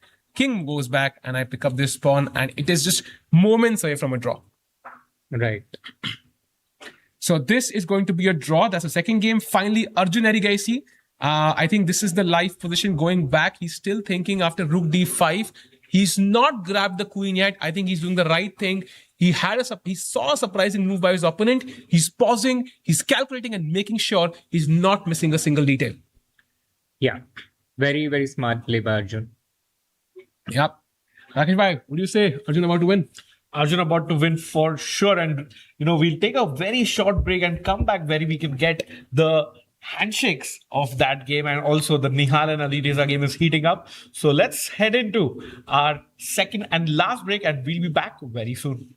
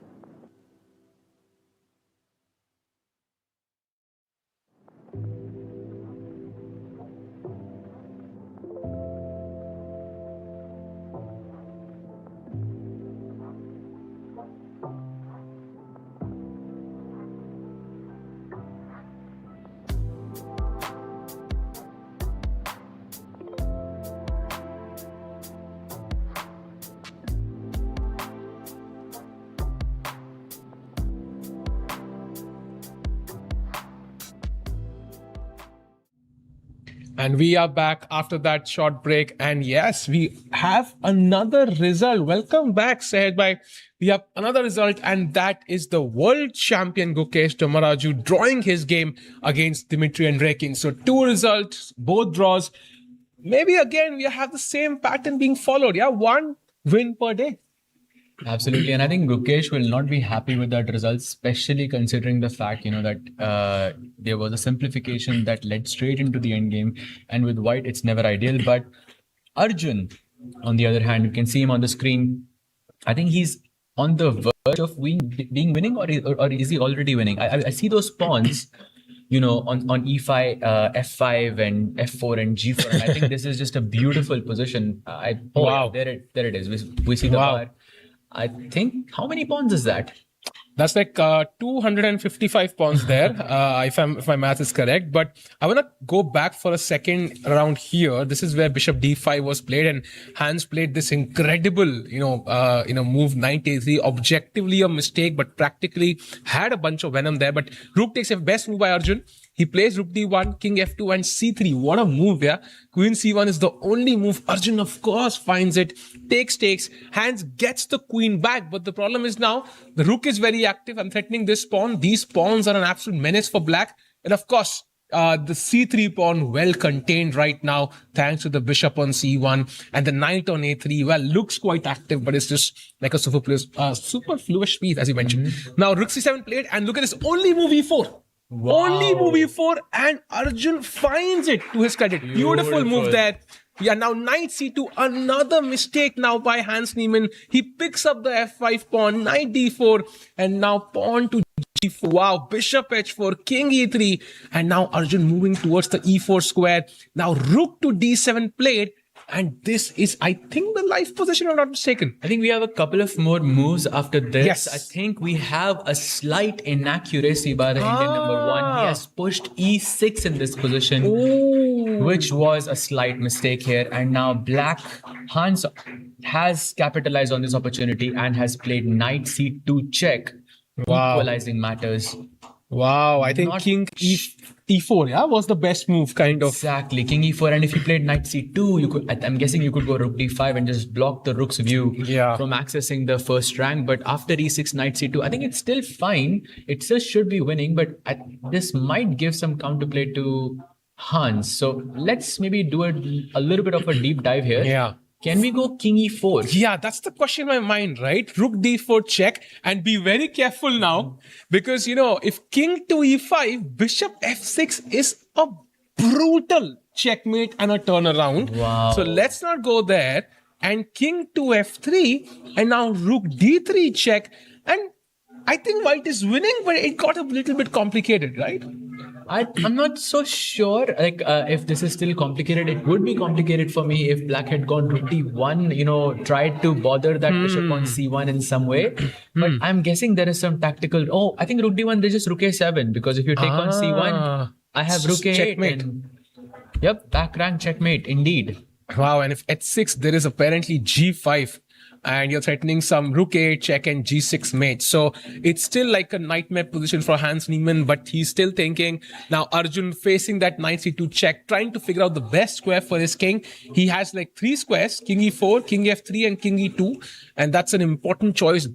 14 minutes for Arjun and 11 for Hans. Absolutely. And I think out of the 3 moves you mentioned, I would choose either F3 or E4 in this scenario, because if you go to E2, then I can play knight D4 check again. Yeah. And it's kind of like a repetition. So, and if I play King F3 instead, and then you give me a check back on D4, I can now put my king to E4 or maybe G2 as well. Both of them I think should be fine in this position.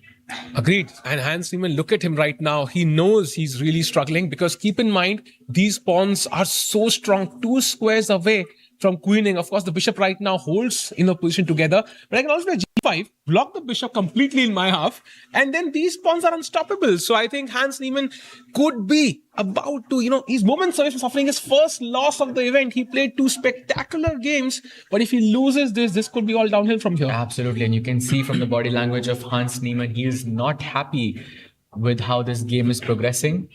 But still, Arjun has to make a few accurate moves to prove his advantage, to to prove his winning advantage. Yes, it is complicated, but it is objectively winning, as we can see on the board, on the board there. How is Nihal doing?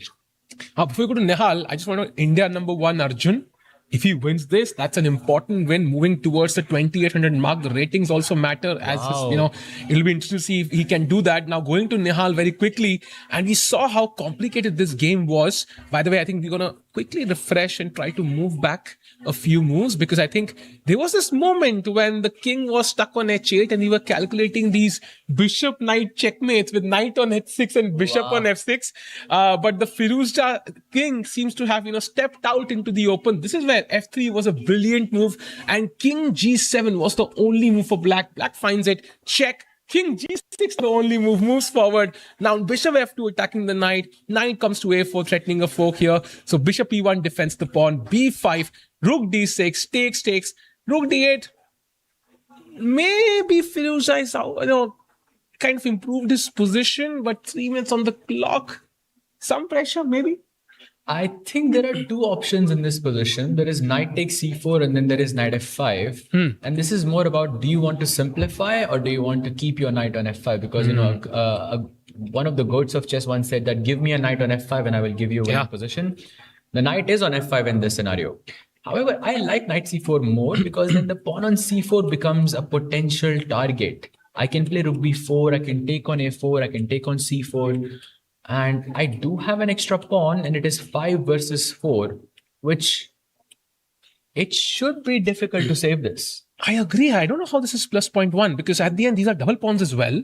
And I have the rook here. I'm going to play rook c8, push this pawn as far as possible, and the king can at the right moment choose to move forward if need be. And at least Nihal can push for a while. He's playing a game which he's playing for 2 results. No pressure on Nihal. Firuza with less time on the clock could make a mistake.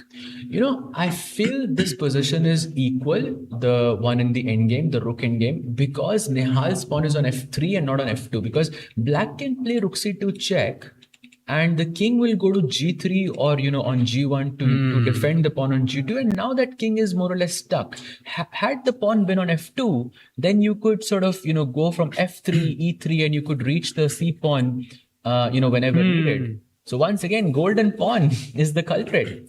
Yeah, it was a great move in that position, but the endgame, transposition not working in Nihal's favor. But let's see. I think he's still thinking. 30 moves have been played. Firuzja hoping for a draw here. He is likely to get it. And Sehaj, again, if this game ends in a draw, then the one result could be Arjun's game.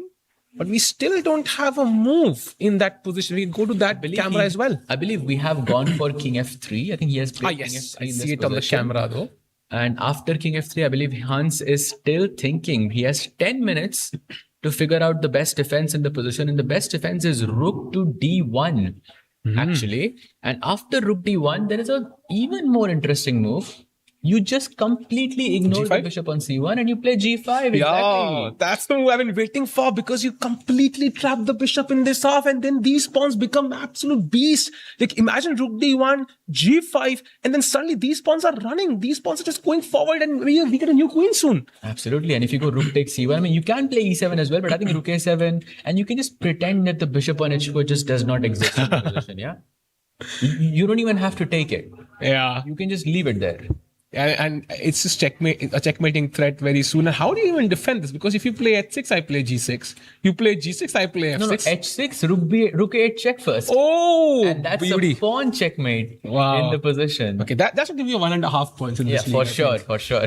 Okay, going back, I think this is currently king f8 only move, and of course, it's completely winning for Arjun Erigaisi. So let's see how Hans Niemann, pulls out a trick, something out of his hat, some magic we need for Hans Niemann here to equalize here. Right now, Arjun Erigaisi dominating the game. The rook has to choose, right? Either you let go of this pawn, which gives Arjun this pawn for free and then some mating ideas, and it makes the queening process easier, and you go for counterplay, or you keep it passive, but then you're sitting duck, right? You have no counterplay whatsoever. I can move the king up, trap the bishop, and the game is anyway over. So tough choice for Hans Niemann. Yep. Where do you go? Do you go for active defense or passive defense? Rook e7, to be honest, does not feel good to me because, the position is already passive enough. Yeah. Bishop on h4 is just completely out of place. Knight on c2 is superfluous for sure, and that leaves out the rook. The rook is the only active piece in the position, and if we play rook e7, we also make the rook kind of passive in the position too. So I would avoid that. I think he must be considering moves like rook d3 check or rook d1, something on the d file, so he can keep his activity in the position. If this king was on a safer spot, this would be resigns for Hans Niemann. So he would be looking, also based on his playing style, I think he would prefer counterplay rather than a passive defense. I think that's the way to go. Time-wise, 7 minutes for Hans Niemann now. And he still might need another moment of, deep thought, because this is still not over. So he needs to play very, very quickly, and he needs to be very, very accurate. Yep. Let's see how the game progresses. Hans is now thinking 7.5 minutes. Time pressure approaching. And one more reminder, there is no additional time in this tournament. So this is all Hans has. Wow. So Arjun, and if he wins, I think Arjun would be half a point behind Firouzja, assuming Firouzja draws. So he would be in clear second place Sahaj. So his dreams of winning the Quantbox Chennai Grandmasters, a dream that's been, unfulfilled for the past 3 years. He's been so close, finishing second place.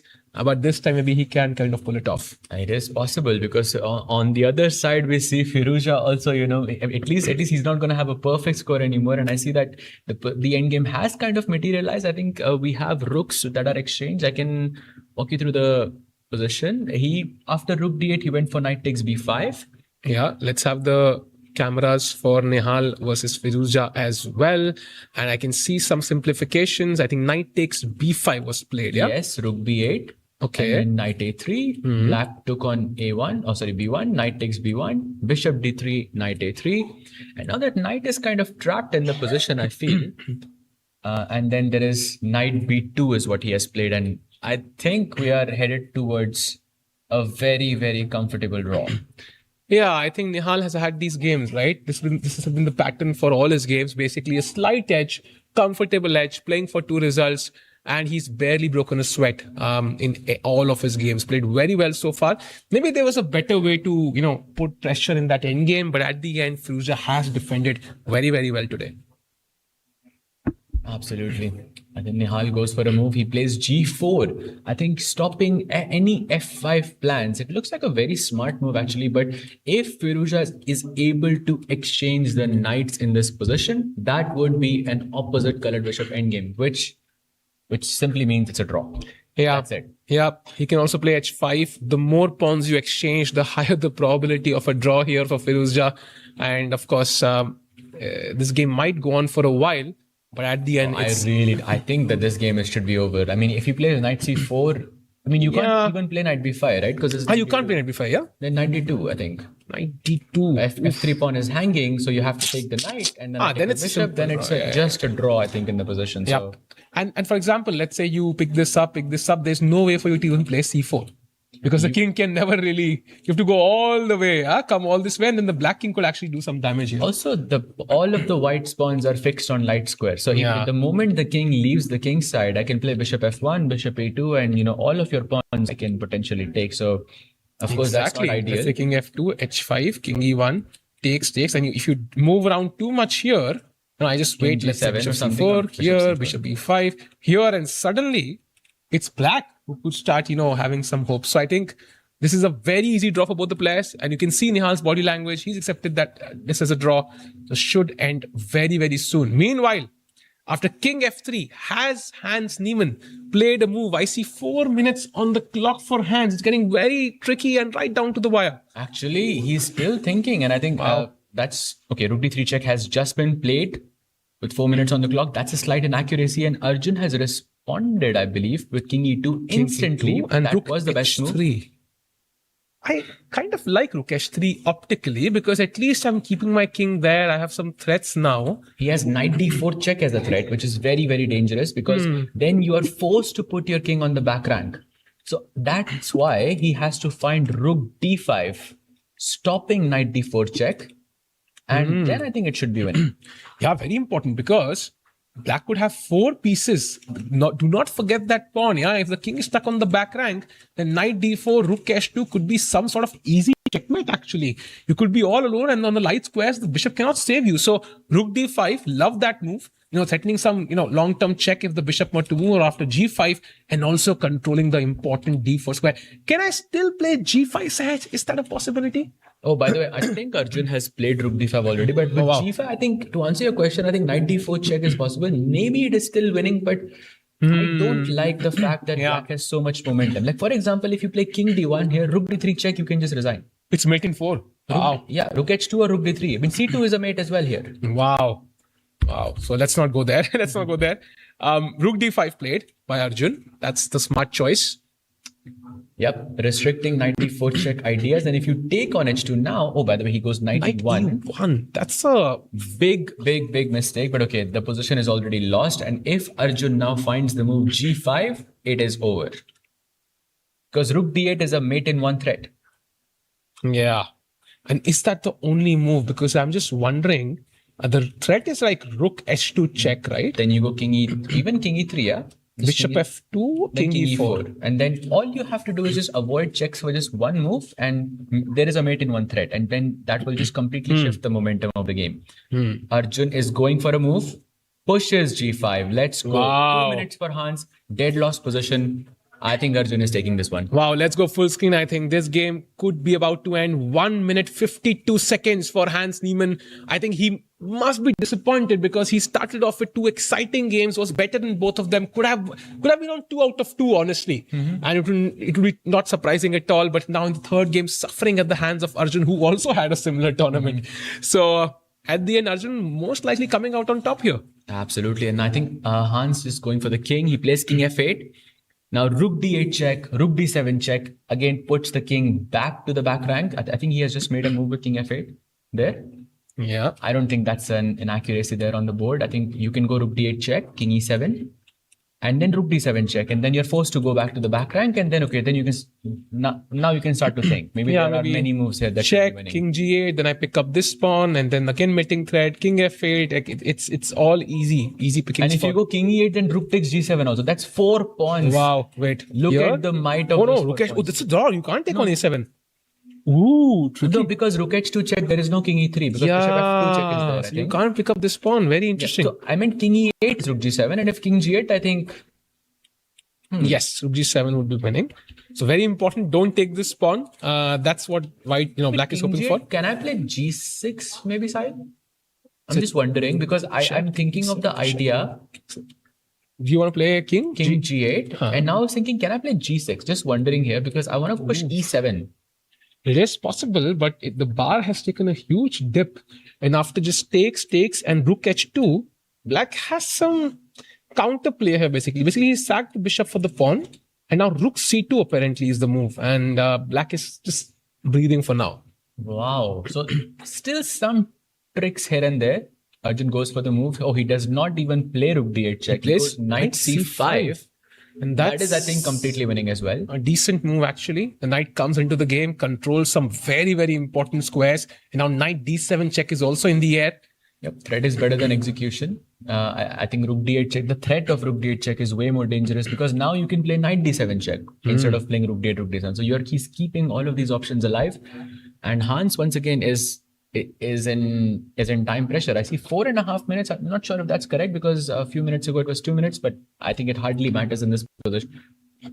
Chat, come on. What do you think? Who wins this one? Does Arjun convert this game? Yes or no? I can see, players rooting for Ali Reza. I can see people rooting for everyone. Everybody has a lot of fans, but at the end, it's Arjun Erigesi who comes out on top on day 3 of the Chennai Grandmasters. Absolutely, and that would put him at just half a point difference between Firouzja and Arjun there. So that's because I think Firouzja is gonna make a draw. I see there is an opposite colored bishop endgame there, exactly the same endgame that we thought about. And believe it or not, you know whom Arjun plays in the final round of the tournament? It's Ali Reza Firouzja. So if these two guys somehow take the lead and start running away with the event, then I think we could have an epic finale on the final day, Saj. Absolutely. That could, because this right now is just a half point difference between the two of them. And one last round. Does Arjun have white or black there? I'm going to quickly check. I think he that plays with the one. black pieces, right? He plays with the black pieces, yes. Oh, by the way, C2 played by Hans. And okay, there must be some. I can see a bunch of checks here. There's Rook D8, Rook D7. There's Knight D7 check, which should be good enough in the position. Yeah, crucial move. By the way, this pawn one square from queening. So if things were to not, if Arjun waits, there could be some counterplay for Hans. But I think right now with these pawns, I think it should be a forced win. If Arjun thinks for 5 minutes, he should be able to come up with like a forced sequence of moves where black has no counterplay and black just resigns. Exactly. I think he's going to go with Knight D7 or Rook D or Rook D8 check. Both of them are forcing moves, and I know as long as the pawn on C2 goes, I'll happily give my bishop for it. Like, Yeah. I'll put my bishop on E3 and you can promote and I'll just take it. That's completely fine. Agreed. Really want Arjun to win this tournament. Somebody in the chat is saying, of course, he has good chances now, especially this win. Arjun and Nihal to win today looks difficult for Nihal though. I think we had a look. I think they have reached, very likely are going to reach an opposite color bishop endgame, a pawn up for Nihal, but that pawn will find it very difficult to move forward because there's going to be a blockade on one of the color squares. So for now, C2 played, 2 minutes for Hans Niemann, 11 minutes for Arjun Erigaisi. Yep, absolutely. So now Arjun taking his time to think. I think he's going for a move. He goes Rook D8 check. Makes a lot of sense. And now King E7 only move for Hans. And now another check incoming from India number 1. Yeah. With B7 check it is. And now King E8 or King F8. I think King E8 you can take the G7 pawn. Yeah. I'm sure there's G7, Knight E4, Knight D6, a lot of moves possible. So King F8 should be automatic for Hans Niemann. Defending the pawn. If you drop G7, I mean that these pawns just like completely crush you. Absolutely. So King F8 is basically forced. And then, wait, can I play Rook F7 check as well? Is Rook F7 check possible? Yes, of course. And King G8 then, isn't Knight D7 just a checkmate? Oh, wow. Actually. Because H6, there's a check and then G6 checkmate like we saw earlier. Look, if black plays H6, Oh, Knight F6 check is also possible. there's actually something more pretty here. If you play G6, there's Rook F8 check and F6 mate. Just like there is a pawn mate here. Wow. Beautiful, actually. Same Beautiful. with G6 as well. There's Rook F8 and F6. Yes, you're right. You're right. Wow, beautiful. So a checkmate with the pawn is always fun. I don't think Hans will allow it. He might resign before that. Yeah. But going back to this position, I think right now this is a live game. Where does Hans even put his... This is resign. By the way, he played King E8. He played the King to E8. Actually, it's King E9 bottle line, I think, at that point. But King E8. Yeah, that's because I see the king is like slightly more towards the back there. I think Rook G7 seems very logical, but wait, Rook G7, there is Rook H2 check, King E3 and Bishop F2. That could be tricky. Yeah, Because you're giving up the C5 knight for nothing. Yeah, I think the simplest way is to play apparently Knight A6. Or Knight B7, yeah? Yeah, and now the side is Knight C7, E7, E8 queens, and black just resigns. So simplest way is Knight A6. But he plays it. I think he went Wow. to Knight B7, I think. Wow. Same thing, I think. What a guy. Yep, this is over now. I think we should expect a resignation from Hans any moment now. I think he'll give this check maybe. Like that's like a hand move, right? You give a check and then maybe he resigns. 10 seconds for Hans Niemann, by the way, I think. I think he has more time. He has more time. I think he has a bit more time, but more okay, time. hardly matters in a position like this. I think you can give a check on H2, but even if I play King F1, I don't think it changes much. Because after Rook H1, King E2, I can still play King E3. Yeah. There it is. Wow. So Hans Niemann resigns. And this means Arjun Erigaisi gets his first win. And that is in round 3. What a beautiful game at the end. Yeah, the conversion was so smooth. There was not a single opportunity for Hans Niemann to strike back in the game. Yep. I think he comes up with these crazy ideas in the opening and, with these imbalanced positions, especially with this 95 business. I really, really liked it. And it felt like from the opening itself, Hans did not have a chance. He made like an opening error somewhere. And then since I think Arjun did not give any chances. So that's, by the way, the first Indian to win in this tournament. Agreed. And the first player apart from Fiducia to win a game, Yes, actually. exactly. Fiducia has been dominating headlines in this entire event so far. So Arjun catches up. Of course, we'll have a look at the standings at the end. But there's one more game which is still going on. And somehow Nihal has found a way to not exchange the knights. He's kept the game going. And the pawn has moved to C4. Of course, H3 is hanging now. So he's taken a gamble there. I'm going to give you the H3 pawn. But I'm going to get a passed pawn now, which is ready to move forward. Okay, I have to say I'm not liking this development for Nihal because it feels like Black could sacrifice the bishop or the knight, and Nihal has given way too many pawns. I think the position is a little bit forward than this.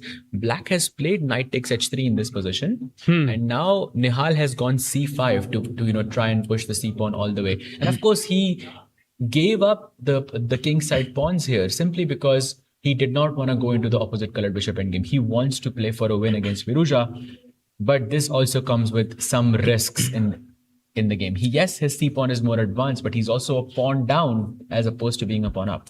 Yeah, luckily those pawns are doubled. Now keeping this pawn solidly on g4 is very important, because if you lose this, then black gets a pass pawn. He can undouble these also at some point, and then it could get tricky. By the way, accuracy wise, 97.6 for Nihal and 97.7 for Firouzja. They're just matching each other toe for toe. Nothing to differentiate the two players right now. And bishop a4, a beautiful move by Firouzja, just stopping the pawn in its tracks, not allowing to move forward, because if the pawn reaches here, that's when it gets tricky, Sahaj. Absolutely. But I think this is so simple for Firouzja to draw, simply because he can play h5. And you remember, I think yesterday or 2 days ago, we were discussing what is the weirdest endgame that you have received, and you said it was some bishop knight versus knight. Yeah. It's possible here. It's possible, and if that happens, I think be ready for 50 moves of action there, Sahaj. I really doubt it. That because my opponent did play that in game, really? He did play the 50 moves. So it's possible, because what happens is sometimes your king will get stuck on the back rank, and for example, king on h5. Let's say king on h2 and king on f2. Black would play bishop g2. Your king is now stuck in stalemate, and now your knight has to come in time to give the check. Otherwise, you're mated. So that's what my opponent tried. And, of course, these guys might agree to a draw, but that's still but far that's away also right now. if he manages to get the bishop somehow. It doesn't look like that is happening any moment. I think Nihal would be regretting his decision at this moment, because now it doesn't look like Nihal is pressing anymore. It looks like it's Firouzja who's pressing now. Agreed. And now the time difference also minimal between both the players. Nihal Sareen thinking about what court he's gonna take for the pickleball match tonight, and Firouzja, of course, his typical sweatshirts, thinking about the position. He's won 2 games in a row. He's not gonna win the third one. At least Nihal breaking his streak. Yep, absolutely. And by the way, meanwhile, as Nihal thinks, in this position, we have a very nice interview with Arjun. Let's see what he has to say. Grandmaster Arjun, I guess you won round 3 here against Hans Niemann. Your thoughts on the game?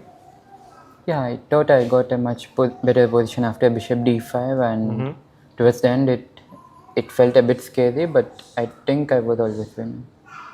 And you started off in knight f3, transferred into the Catalan. Were you expecting this opening today? I didn't think it was the likeliest, but yeah, I thought it's one of the possibilities. And nice win today, but kind of you missed out maybe in round 1 and 2. So happy with getting the job done today. Yeah, for sure. Especially yesterday, I was so winning, and not winning that was a disappointment for sure. But I'm happy that today I won. And lastly, Arjun, the FIFA World Cup is coming out tomorrow. Spain or Argentina, who do you think is going to win? I don't follow football, so neither. All right. Thank you so much, and good luck for tomorrow. Thank you. Wow, we are back. That was the winner for today, Arjun Erigaisi, with a smile on his face. And when I was coming to the commentary hall, I saw Gukesh and Arjun in the same lift along with me, and Arjun had forgotten something, like he was wearing a ring or something, so he had to go back to his room, and he was worried that he might not reach on time, but he did, and he reached in time just to win that game. So meanwhile, didn't just reach on time, he won on time as well. Yeah, exactly. And now Nihal Sareen, can he pull off an upset? Can he somehow create winning chances? Is the question. He plays knight to f5, brings the knight back. But I think black is doing pretty fine now. He's a pawn up technically. The pass pawn well in control by Firouzja. What can Nihal Sareen do? So can black play h5 now is the question, right? Because h5, maybe there's some knight e7 and, the pawn is ready to be pushed. King g5, you take the pawn and then you try to play c6. I think he's going for the knight though. I think he's playing knight f4, and I really am not liking this development for Nihal, because it starts to feel like it is Firouzja who's pushing here and not Nihal. Because if you play c6, I mean, you can play c6 in this position. Bishop c6 is not possible. But then Firouzja wants to just go knight e6.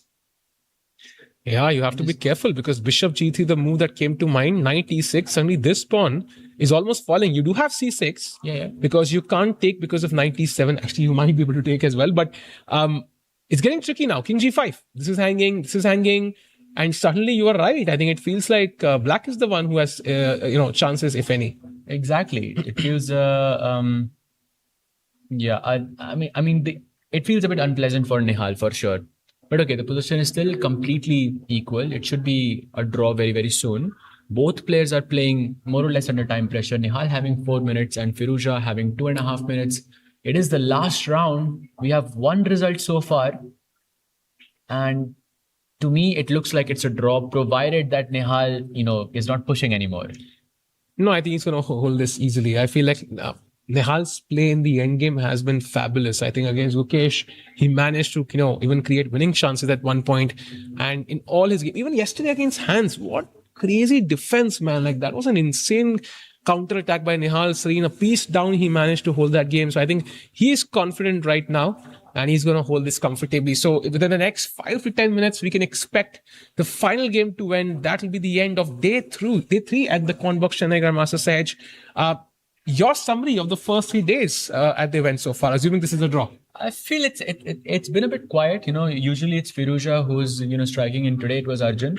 But 3 draws each day is I would say it's a bit quiet, but I think it's the calm before the storm. There will be one day I feel where all of the games are going to be results, and I'm just waiting for that day. But so far, I think good performance by Firouzja. I think Arjun should be quite happy as well. There's only a half a point difference between him and Firouzja there.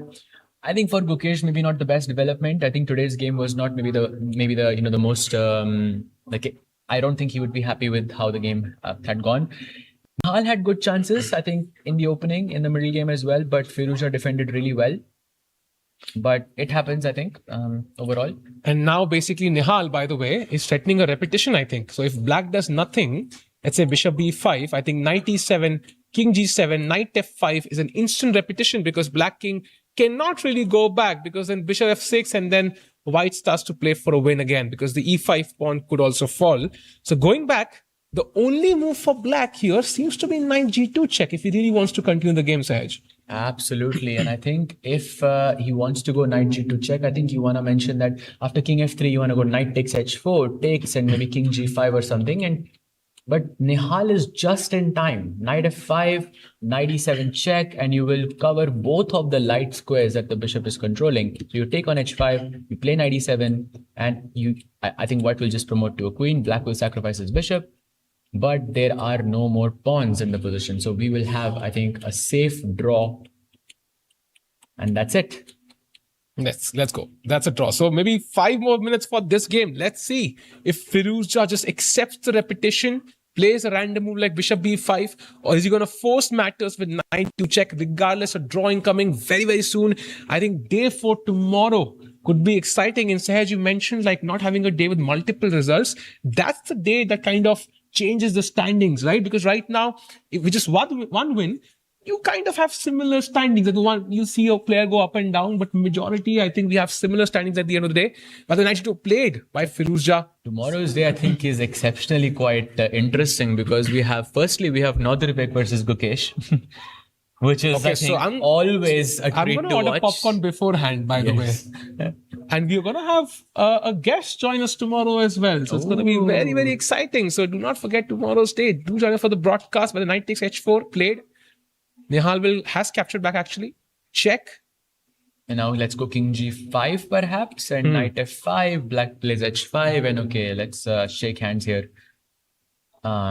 But yes, but tomorrow's match looks very, very juicy to me. Plus, we have 2 Indians playing against each other, Arjun and Pranesh, which will also be very interesting to watch. I think from Arjun's perspective, having the white pieces against Pranesh could be an opportunity to get 2 wins in a row. He's going to be coming all guns blazing against Pranesh there in that match. And of course, Firouzja, can he catch up his streak again? Because he's going to be playing Hans.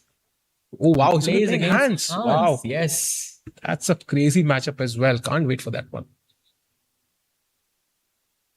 And by the way, must be thinking, you're so close to a win in the first 2 rounds. If only I had played that one move better in some game, I would be like leading the tournament. And now suddenly he is at the bottom of the standings, yeah?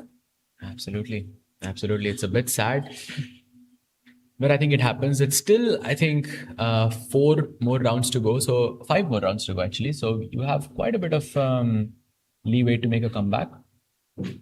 And somebody chat saying, Pranesh said he wants to take advantage of Arjun's attacking style. I think that can be a possibility, right? We saw this at the Tepe segment tournament as well, where Arjun really wanted to win in the last round, really pushed hard against, I think it was, I forgot the name of the opponent, but I think he really pushed hard, got a lost position and then barely scraped through with a draw.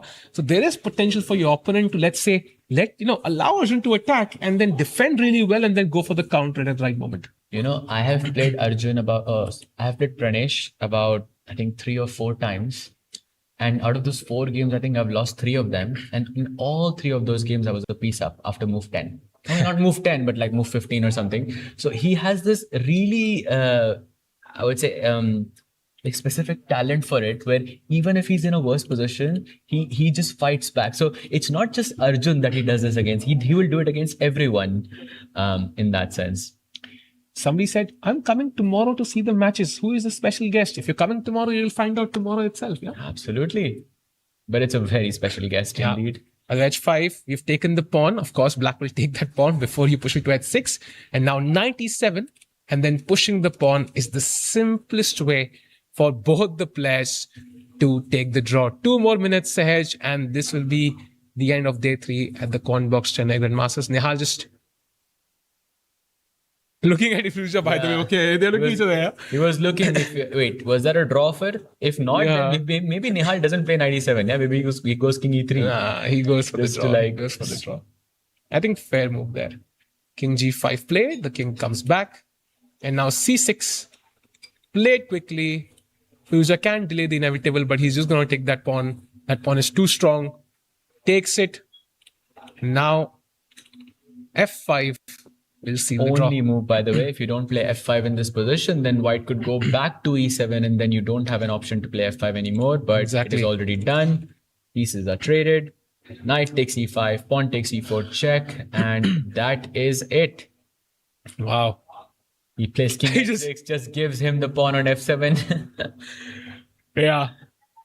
And that is a draw. So handshakes, and there it is. The final game of day 3 here at the Quantbox Chennai Grandmasters. And Nihal Sareen, was pushing for a while, but at the end, Firuza defended well in time pressure to hold the game to a draw. You can see the players are a bit tired as well, right? So it's going to be interesting. And it feels like a well-fought day here, day 3, yeah? Absolutely. It was a very, very good day. I think overall, I think some chances for all players. I think the only game that I would say where it didn't feel like, like it could have gone better is the game of Gukesh, I felt, because that rook pawn ending was too simple. And I think he would not be happy with that. But I think Arjun did really well. Nihal had good chances as well. And Pranesh versus Nordirbek, I think it's a good result, for Pranesh in this sense, because this is his first elite tournament, and to draw like that against such a strong player like Nordirbek, I think he should be happy with that. And also tomorrow, day 4, as we mentioned, we're going to have a special guest. We are in Chennai, Sahaj. Mm-hmm. And when you think about Chennai for the past 20 years, like one name comes to mind, especially when you think about chess. Do you want to reveal the name? Well, let's just say that we will have 2 world champions in the same building. In the same building. So that's going to be spectacular. We'll have 5-time world champion Vishy Anand joining us tomorrow as well for commentary. And if you are coming here at the venue, you might get to meet him personally. So it's an amazing opportunity. You'll have Gukesh and Vishy in the same hotel at the same time. I mean, 2 world champions in the same place. I mean, you'll never see this anywhere. Yeah? We only have 2 world champions and they're both going to be in the same place. So it's going to be a special one. Indeed. I feel like Chennai is quite rating dense right now tomorrow, in the same place. If you draw a rating map of India, you'll see it quite dense in Chennai right now. But I think Chennai is like that regardless in this sense, True. It could have its own Olympiad team. We literally had the 99th Grandmaster today itself, yeah? Yeah, of course. And just one more away from the triple digits, but huge congratulations to Grandmaster Rathanwell VS for making the 2,500 mark, and he already completed his GM norm requirements 3 years ago. Wow. 4 years ago, actually. And only now he became 2,500. But huge congratulations to him. Just one more. And we have the lucky number 100. Yep. And congrats to Arjun as well for winning a spectacular game today against Hans Niemann. And I think this is the end of day 3 here at the Quantbox Chennai Grandmasters. Let's have a look at the standings once. I think it's going to be crucial because Firouzja had a 1-point lead, Sahaj, after day 2. I think things have changed. That Arjun win was very important, right? Very, very important. And he basically gave Hans no chance at the end. Yeah, I think Hans did not have a chance in that sense, because I think right after the opening, he got some 0.5, 0.6 advantage. He kept the pressure throughout the game, and then one mistake, it didn't feel like Hans made any blunders, but it felt like some dubious moves, and Arjun kept capitalizing on that and in the way that he usually does. And yep, that was a very, very smooth victory. So if we can have the standings for this, after round 3, just to see where the players are, we can see Alireza Firouzja leading the charge with 2.5 points. Arjun right behind him with 2 points with his win today. Then we have Nodirbek, Andrekin, and Nihal Sareen on 1.5 points. And then we have Gukesh, Hans, and Pranesh at 1 point. Wow. So I think Gukesh will be looking forward to a comeback. And these are the results for today. 1 win again. That too for Arjun Erigaisi. It looks like Arjun Erigaisi 2. Very interesting. But okay, 1-0. Huge win there. And now he's just half a point behind the tournament leader. And he could literally catch up just tomorrow. So the tournament is opening up. We're going to have a bunch of leaders, a bunch of people kind of lagging behind. So day 4 is going to be very, very important. Really looking forward to it. So, tomorrow's match, of course, there's going to be Arjun versus Pranesh. There's going to be Andrekin versus Nihal, Hans versus Alireza. But all eyes on Nodirbek versus Gukesh, because I feel, the world champion and the Uzbek number 1, that's always a treat to watch. So we'll keep an eye out, for this match. And of course, we have a very special guest coming in tomorrow as well. When Nodirbek boarded his flight for India, whenever that happened, the first thought that must have entered his mind is, okay, time to beat Gukesh. I feel like that's one of the thoughts on his mind, and vice versa as well, right? For Gukesh as well, an important game. So that's going to happen tomorrow. It's a rivalry that's been building up since the 2022 Chess Olympiad. And we're going to see that rivalry, at this Olympiad as well. And first of all, this match at the Chennai Grandmasters tomorrow. So thank you to everyone for joining. This was day 3, and we're going to be back at the same time tomorrow for day 4 with Vishy Anand joining us for commentary and with all the top players of the world fighting it out. Let's see who wins tomorrow and who gets the lead. Take care and good night.